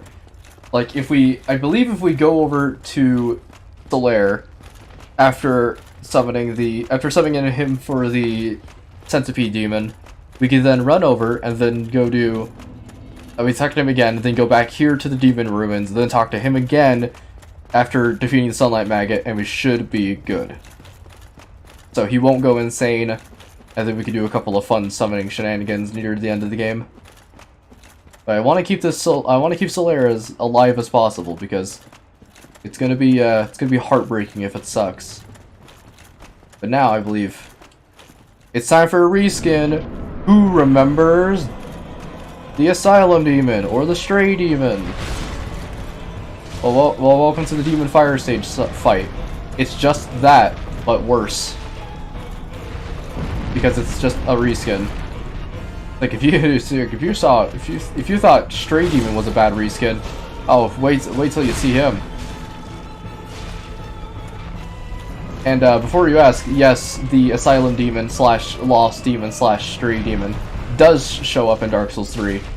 And also, did you know that the Asylum Demon does show up in Elden Ring as well? In the form of just a reskinned version of the demon, Asylum Demons.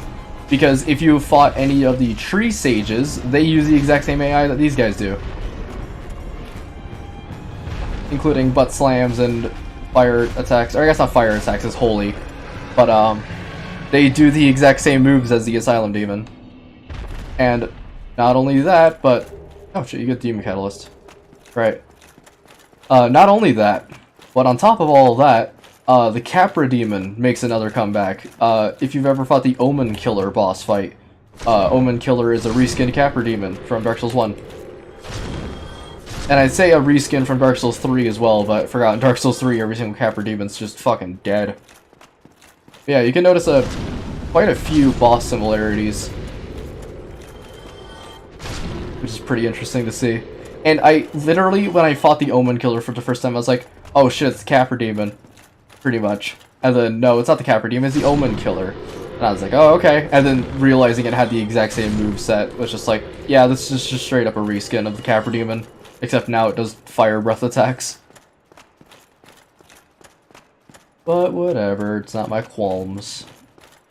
Anyways, wasn't there an item around here? Huh. Thought there was an item around here. Never mind. Eee! And this is what this was. So if you ever want a good shortcut to Lost Izalith, it's right underneath you the moment you step in here. Can I level up again? Yeah. Do intelligence, that way Big Hat Logan doesn't ignore us.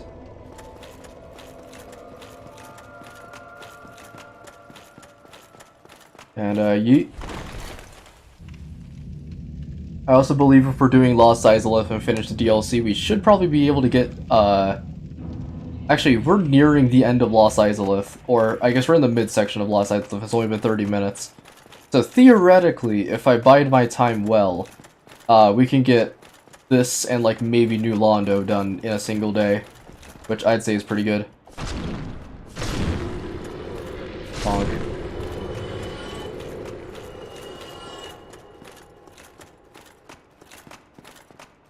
And a bonk. And a bonk. And a bonk.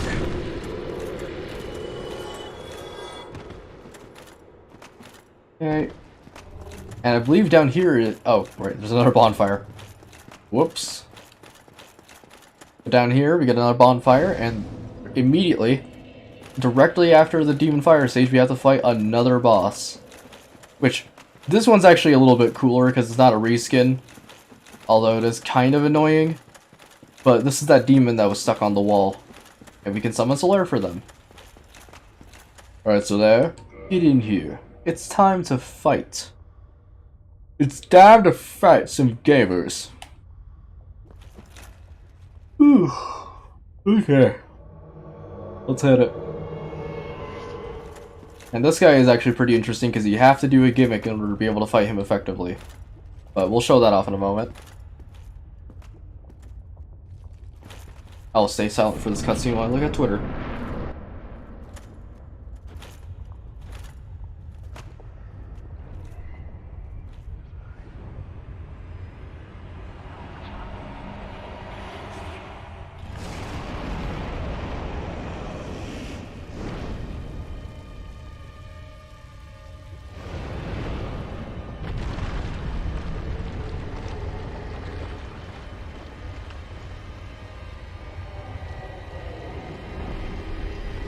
So here it is. It's the Centipede Demon. Which I believe there's actually a cheese we can do against him. By going into that corner and getting, baiting out a grab attack. We're not going to be doing that. Because not only is it annoying to perform, it's also just cheap.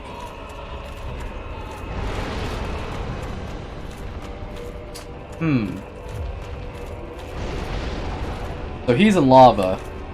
But we can't actually attack him while he's in there. Because we need to bait him out to get on land.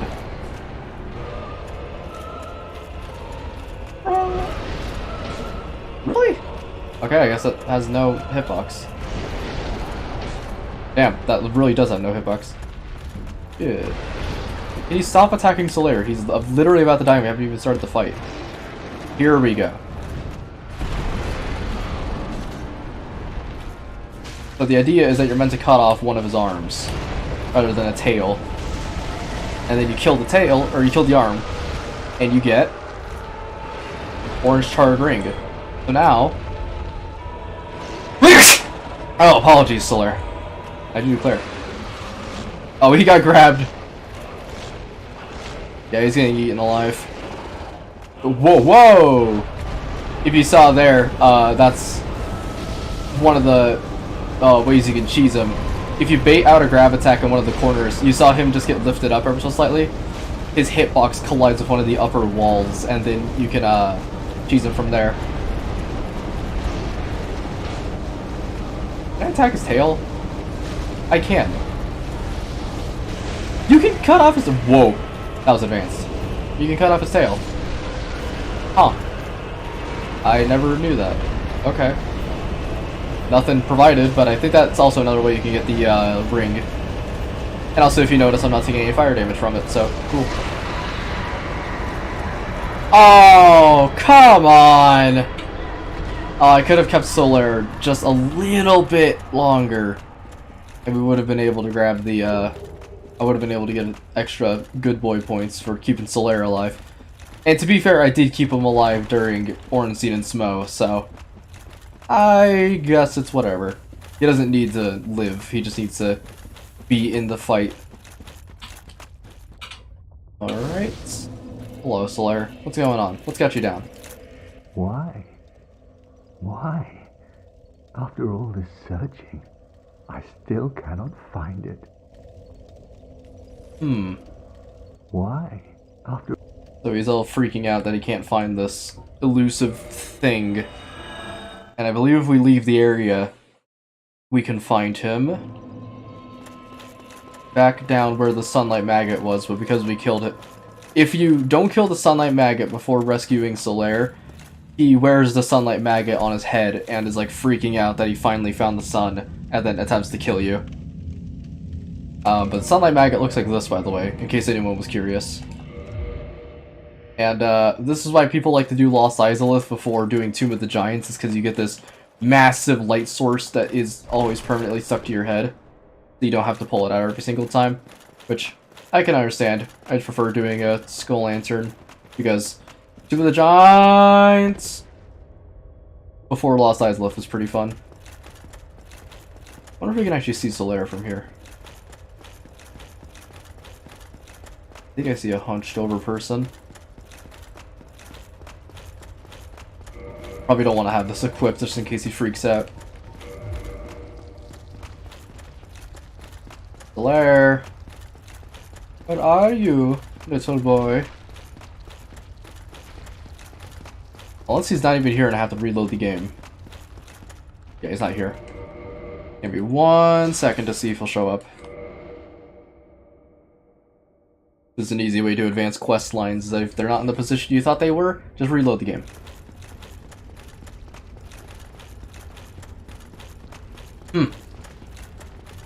Weird. I did the thing that he required me to do, so he might just be back at, he might be back after the Centipede Demon fight, just chilling. Oh, and also, to anyone who's played Dark Souls 3 before Dark Souls 1, there's a pretty simple reason on why I'm not just using the bonfire to warp to every single bonfire in the game, is because you can only warp to every single bonfire in the game, but only, like, every, like, other second bonfire.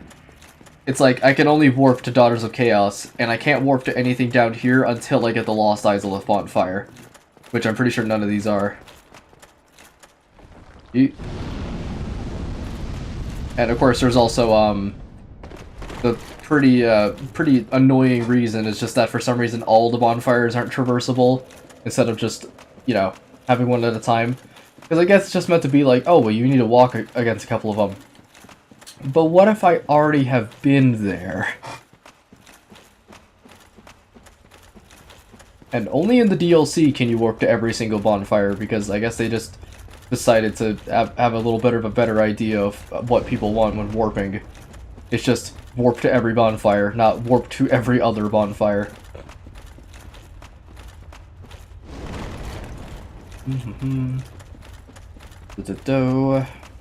Blair? Okay. He's relaxing.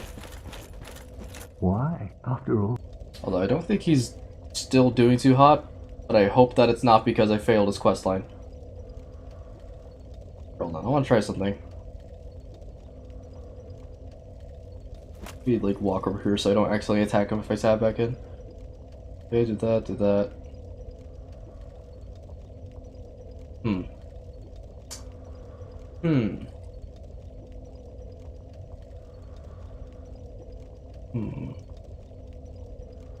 Yay.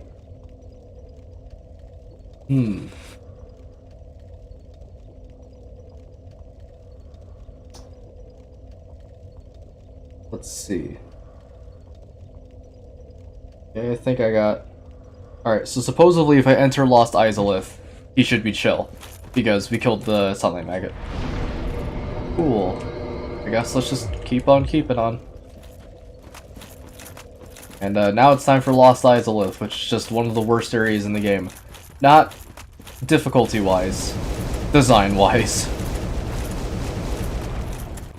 The idea of walking across lava is really cool, because you can finally now go back and grab all those items that were in the lava lakes.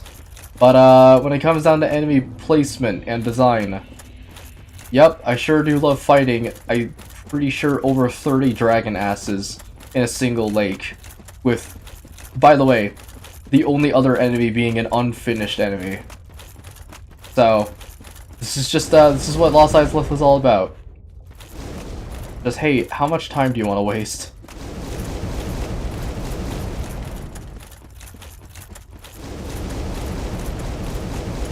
Yep, it's just dragon butts and walking across lava. This is pretty much all Lost Izalith is.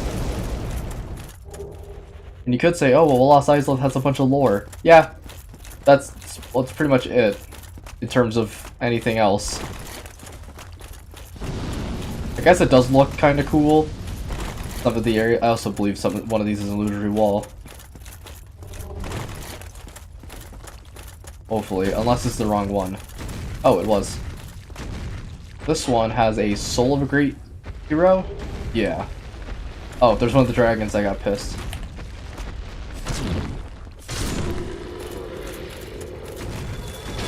Oh god. You know what? Let's just, get out of here. I don't even want to give these guys the time of day.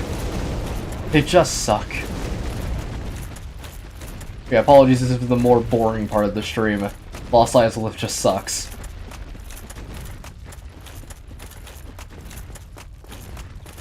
And I believe, yeah. The humanities. And I think there was another thing we can acquire around here. I'm not entirely sure. Oh, right, there's like items in the lava lake. Which, I mean, bloody brilliant. I believe there's one over here. There's not really much to talk about, I apologize. It's just, yup. It's a massive lava lake that has a lot of dragon butts. That's really all I can say. Okay. I'm already on fire, man. Wow, let me out? Bruh. Okay. Sure, I guess. I literally could not move. Oh yeah, in case you want a quick tip on how to fight these dragon butts. First of all, don't. Second of all, if you aggro two of them, and they're both in a position where they're able to attack able to try and attack you, by just like kind of hitting walls idly, their hitboxes also extend to hitting each other, which don't really know why that's the case, because these are some of the only enemies that are able to infight with each other. But I guess something happened, and now they can attack each other. Cool. I guess you could say the one defining feature about this place is that it has a massive goddamn lava pool somewhere. FromSoft love lava lakes and poison swamps. I think after the first lava lake, they were like, we'll just make it so that way you can just... Lava is more of an option. It's like in Elden Ring. It's like, lava isn't a thing that you have to have a specific ring for or a talisman in order to traverse. No, it's more just like really hot water. And in this game, it's like, if you're not wearing the orange charred ring, then you just die. And I mean inconceivably fast. Okay, we're just gonna like run. But this time with style. Because fuck this place. I believe there's a bonfire in this one. Yeah. Whee. Bonfire? No. Okay, bonfire? Yeah. Good. Oh, and of course, if to make this place just seem a little bit worse for you, you got constantly really big, annoying enemies. You have terrible, terrible enemy placement. And on top of all that, you have a bonfire behind an illusory wall. This place, I swear to God, was basically made with Dark Souls 2 in mind. Okay, trying to roll now. I am now rolling. Oy vey. Oh my God, Dragon about to step on one of those little guys. Okay, let's rest real quick. And also, we are going to fight the Beta Chaos, but I think I know a good strategy on how to fight them without too much trouble. And it's a cheap strategy, but, I mean, the Beta Chaos is a cheap boss. So we incurred the wrath of 3 of them. Did they just not? Okay, I guess they just didn't care. That completely ruins my entire plan. Awesome. Love this place. What I'm trying to do is I'm trying to incur the wrath of a couple of these dragon asses. Because I'm trying to get them to infight. I've been summoned once again from the depths of Moof's livestream. Hello.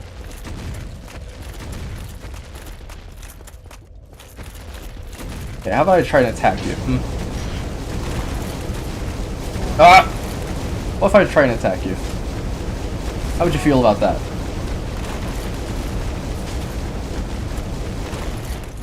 Oh god.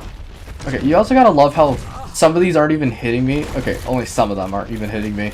And still doing damage, because, you know, AoE. It's funny. Okay, no, I want the dragon butt dead, not you. Okay. Yup. And yup. Just die. I just need you out of my way. Because I want to grab these items. Which might even just be like 2 terrible, really shitty souls that don't mean anything. And I gotta go around. It's just this place is like the epitome of annoyance. Everything is in an area that's very precarious. All the enemies have really annoying hitboxes and are in really annoying placements. Everything is scattered in an area that makes it so you have to go out of your way to ruin your armor in order to get through. And even then, the items that you get are not even too good. Should I buy a tower key and spend it on levels? I'm talking about Dark Souls 3. Tower key will provide you a pretty interesting item. Although, I would actually... trying to think where you would want to buy the tower key. Tower key is good because I just remember that you can actually get a pretty decent item from doing the tower key stuff. So I'd recommend just doing that, getting it out of the way, and then heading over and grabbing the, oh, god damn it, I'm in the wrong area. Get the tower key, then spend it on levels, because if you just get the tower key done and out of the way, you don't have to ever do it again. And plus it provides you some pretty interesting items. So I'd say tower key. Oh, and plus the bosses that are going to be coming up, like some of the bigger souls that you need to get, all of them will be providing over like 10k souls, so don't fret about it being a bad purchase, because you will definitely be getting your money back really quickly. Okay, let's get this, and I kind of want to humanify real quick, because we can fight another guy again. Oh, I also need to look up something real quick, so just give me a moment.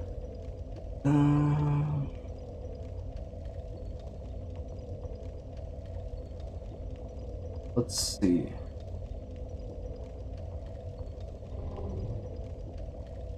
Give me just a moment, I need to grab something.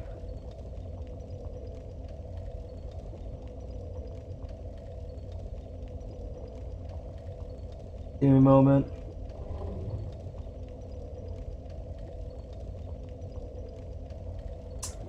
Let's see.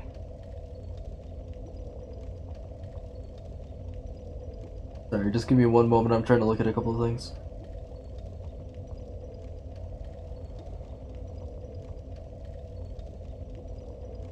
Okay.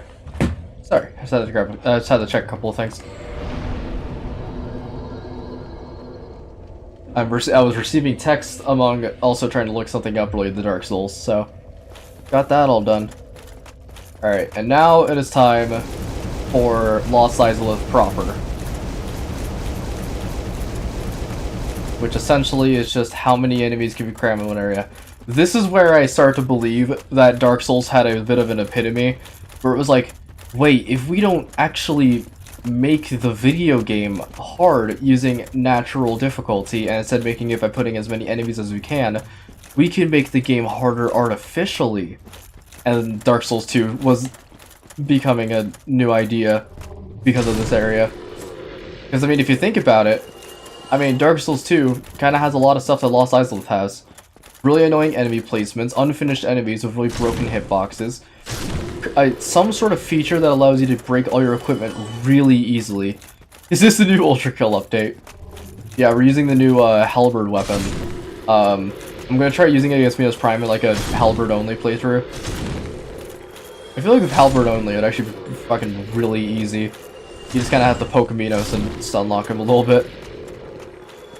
But anyways, you got mechanics that allow it so that way your character is constantly losing armor degradation over time. The only difference is that in Dark Souls 2, compared to Dark Souls 1, in Dark Souls 2, I would be stabbing the enemies and they would be dying. In Dark Souls 3, or Dark Souls 2 rather, sorry. In Dark Souls 2, I would stab one of the enemies and immediately 30 other things would happen, and then I would probably die somehow. Like, I'm talking those soul-stealing golems in Dranleia Castle or whatever it's called. That is such an annoying fucking gimmick. Okay, nothing there. But enough about my gripes about Lost Izalith. It's now time to just talk about Lost Izalith. It sucks. That's the talk about Lost Izalith. There's also these lads. I believe that's another poison spit that only actually reduces your armor and weapon degradation, or weapon like equip. What the fuck is the term I'm looking for? Durability. It reduces your durability. I think they improve. Yeah, oh, abso-fucking-lutely. Oh my god. Dude, when they were making Dark Souls 3 and the DLC with it, they basically just took everything that was wrong with Dark Souls 2 and then made it so that way you can actually, like, play the video game without, you know, dying every 4 seconds or getting, you know, ganked by enemies every 4 seconds. Or having really confusing intertwining quest lines that aren't just like, oh, go from this area to this area. No, it's like in fucking Dark Souls 2, it's like, oh, you gotta go to this guy, provide this item, and if you don't do it, also while upside down and with a cup on your head, then you instantly fail the quest line. They die and don't drop their really cool item. It's like, cool, thanks Dark Souls 2. In this game, it's a little better because they give you the option of just like, do you want to give this person the item? But, oh, perfect. Nice. Ooh. Cool. I probably will never have to use those. Actually, I can think of one scenario in which I would have to use those. So, I want to also say, the boss up ahead is interesting, in the fact that it is not only the worst boss in the entire series, IMO, but also, it is just dreadful. It is basically this, it's this massive, like, how to describe this? It's almost like fighting a raid boss. It's just really big and annoying and sucks. Also, one of the witches. The witches of Izalith. One of them lived. Quote unquote, lived. Oh, and also there's Kirk. In case you were wondering where he was. Good old Kirk. I believe this is the last time we ever see him. In Dark Souls 1 at least. Like that. We got the shield. Alright. Cool. So that is Kirk completely done. And I believe now there are only like 2 Witches of Izalith, or 3 Witches of Izalith in the entire world that are left to live. One of them being a shopkeeper, one of them being a covenant, and one of them actually up ahead. Which, this is the one we're gonna have to kill. And I mean, kill. Because I want this thing dead. So, I thought these had illusory walls. But over here, we're actually gonna meet a friendly fellow. So, let's see.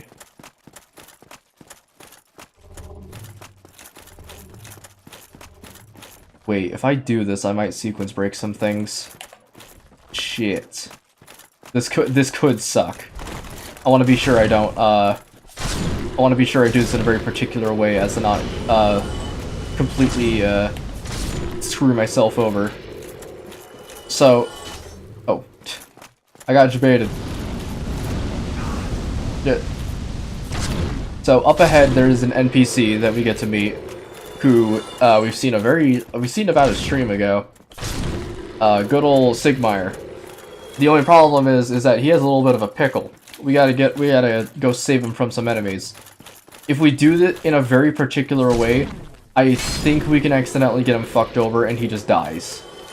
There's a fight coming up, and if they win the fight, but are below 50% of their health, or they die and or they just die in general, then, what is it called? Let's see. Hold on a second, I need to check something.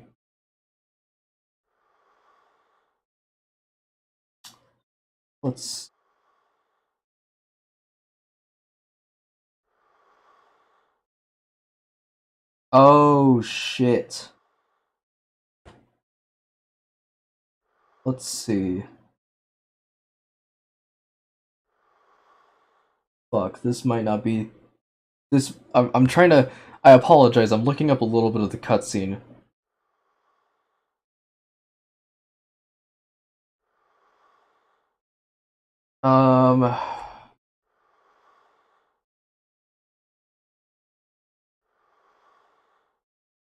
After finding his daughter. Okay.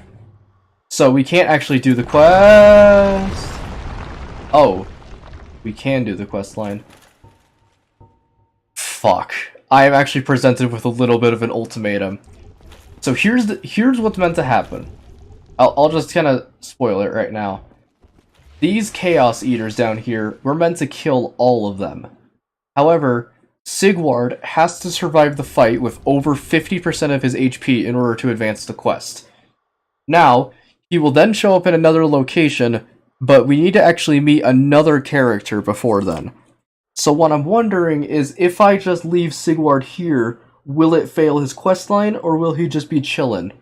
Because I kinda need to go grab the first thing, which is the other character that we haven't met yet.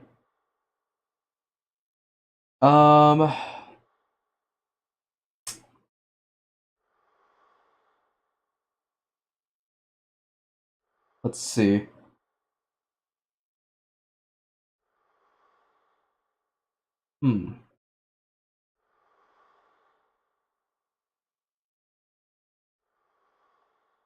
Okay.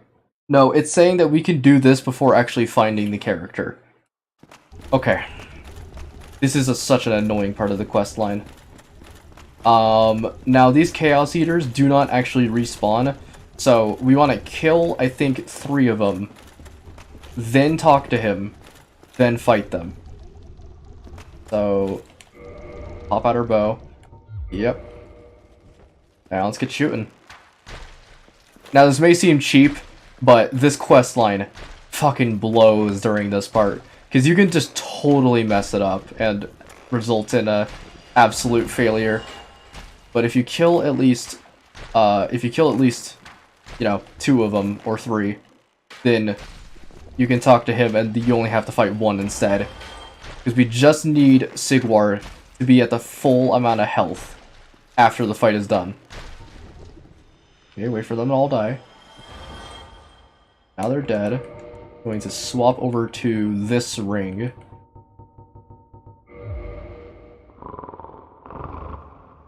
Hello? Oh, ho! Excuse me, I was so absorbed in thought I just drifted away. Must be the warmth. Well, what's on your mind? No, don't tell me. Those monsters making life difficult for you? You need not be ashamed. We're all in the same boat, you know. I really have run up quite a debt to you. Perhaps the time has come.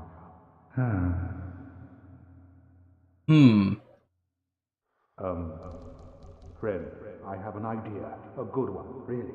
I will rush those dire fiends, and you can slip away in the confusion. Please, friend, I owe you much more than this. By the honor of the Knights of Katarina, allow me to assist you. And now, I go. Don't be slow. Wait. Come on!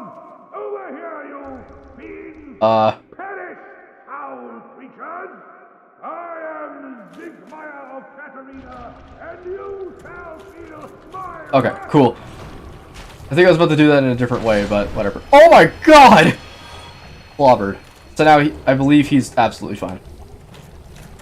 Oh. Didn't actually expect there to be one more. But you, didn't you get away? Well, you saved me, once again. Oh, thank goodness. I'm exhausted. I think I'll have a rest. Oh, don't you worry. The ground below me is my pillow. I'll recover shortly. Yeah, he's chill. He will now just sleep. And if you're wondering will he'll appear next, well, that will be in the next stream after I'm done with all this shit. But, alright. If he either dies during, if he dies while fighting all the Chaos Eaters, or he is below 50% HP by the time we're done killing all of them, then, what ends up happening is he will just die. Even if it's at below 50 HP. He'll die, he'll drop his ring, and then he'll say a bunch of words and perish. But because we killed all the Chaos Eaters beforehand, and then only had to kill 2, we basically just skipped that really annoying part of the quest line. And now he will appear in another area, but only after we rescue a character. So, yeah, cool. Glad we got that done. Because that part is like, that is one of the parts of the cutscene that I keep failing, is because I keep thinking that you can just kill the Chaos Eaters. You can kill all the Chaos Eaters, then talk to him. If you do that, you'll just get stuck. This man, yeah, he does sleep in a toxic pit. He kind of has the same quirks that I do, which is just, I can just sleep on anything. And I mean, seriously, I slept on, like, hotel grounds and stuff, and this man's sleeping in poison swamps. So I guess I'm somewhat of a Sigmire. But, seriously though, that's what a fucking chad. What a chad. I also forgot how to get out of here. I know you have to walk up that branch, but not sure where that is. Hello,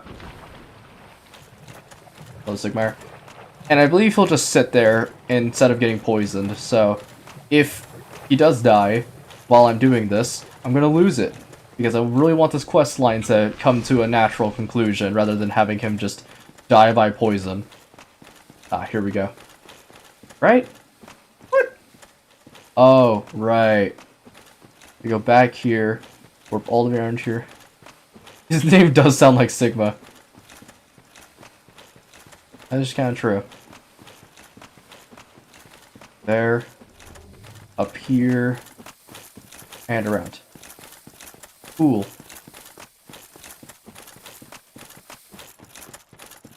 And now, it is with great disdain that I must say, we now must fight the Bed of Chaos. This is... Oh, by the way, fun fact, in Prepare to Die edition, those are broken textures down there, but they put a fog over it so you can see them. This is, infamously, I'm pretty sure, like, collectively agreed, this is the worst boss in all of Dark Souls, just, ever. Just in history. It's complete garbage. We don't even want to equip a Ring of Sacrifice because they don't really have much to lose. So first of all, you start off with a fun little slide. Whee! Yup. And this is the run-up every single time you want to fight this guy. And there it is. Really cool looking boss, I just wish it wasn't dog shit. So the only problem with this boss is that it's so big you can't see any of its attacks. And also, it's a weak spot boss, so you have to go over here and break its weak spots.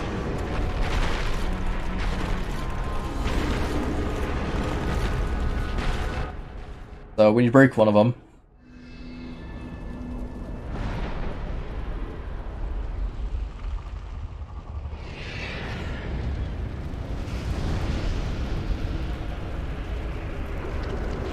Part of the old chaos emerges.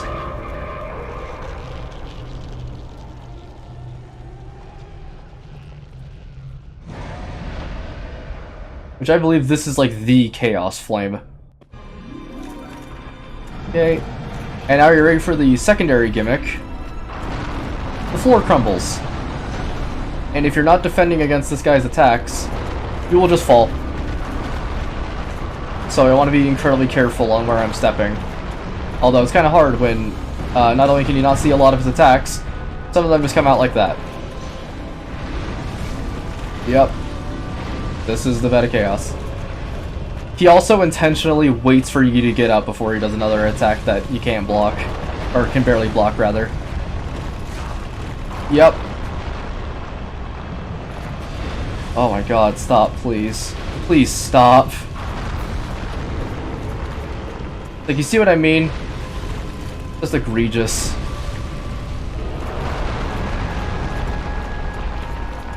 So we then have to do that.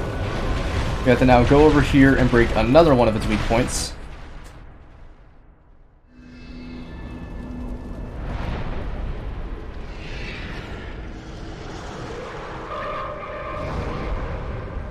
And then he pulls out another one of his arms. And now it is time for not a boss fight, but now we have to get to the center. And I believe this is one of the only bosses in Dark Souls history that requires you to jump to finally end the fight. I'm also dead. Yup. Hog. Wasn't even out of the cutscene and it still hit me. Alright. But now you may be wondering, hey Moop, so now you have to redo all that, right? Thank the Lord in heaven, the one and only, that when you snap off two of its weak points, or snap off any of its weak points rather, it saves the progress during the fight. So now all I have to do is walk in there and do the final bit. I don't have to do all this hullabaloo of snapping all the weak points again. If that was the case, I feel like this boss would be pretty much impossible, because trying not to die after getting hit by like one of its attacks is so inconceivably hard. And you could say, oh, but you're making it look easy. Or, oh, it just looks easy in general. It just doesn't really look like it's too bad. This is one of the only fights in the game that requires you to use the jump button. Which, if you don't know anything about Dark Souls, jump is not a button. You have to hold B, then press B after. And then you perform a jump. It's one of the only bosses in the game that requires it. And, man, does the jump hitbox love to just always get hit by Aaron's hand. And also, this is the run-up every time. You have to equip the orange Listerine ring to survive the walk-up. And then you gotta do the whole slide. Which I guess the slide is fun, but it doesn't excuse the fact that this boss is an absolute travesty. Whee! Oh yeah, they can hit you before you even start the fight, by the way. Although, if they hit you with Fire Tempest, they don't do any damage. Alright. And that's, yep.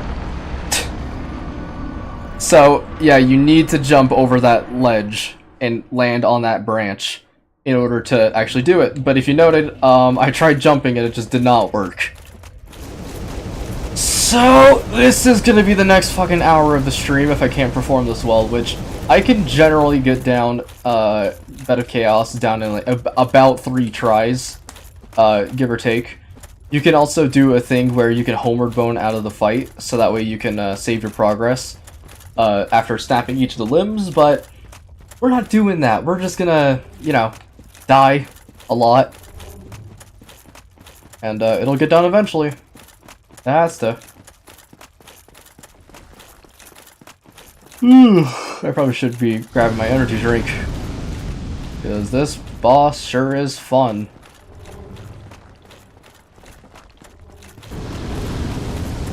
Oh, and also, if you want a fun little comparison between Dark Souls 1 Sigmire and Dark Souls 3 Sigward, when you're advancing Sigward's quest, he asks you to wait before fighting the giant fire demon. In this one, he's going up against like fucking 5 of them without even breaking a sweat. I mean, he does die if you're not careful, but you know what I mean. in this game is a lot more brave, and Sigwar is a little more hesitant on a couple of things. But same basic premise, both of them just get completely screwed over by the entire world. Alright. Cracking my fingers.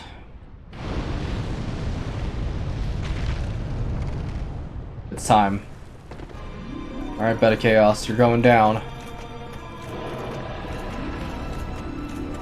I gotta run.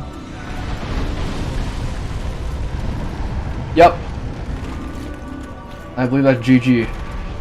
Now all we have to do is traverse our way in here. Up and around. In. Over. In and over. And this is a real Bed of Chaos.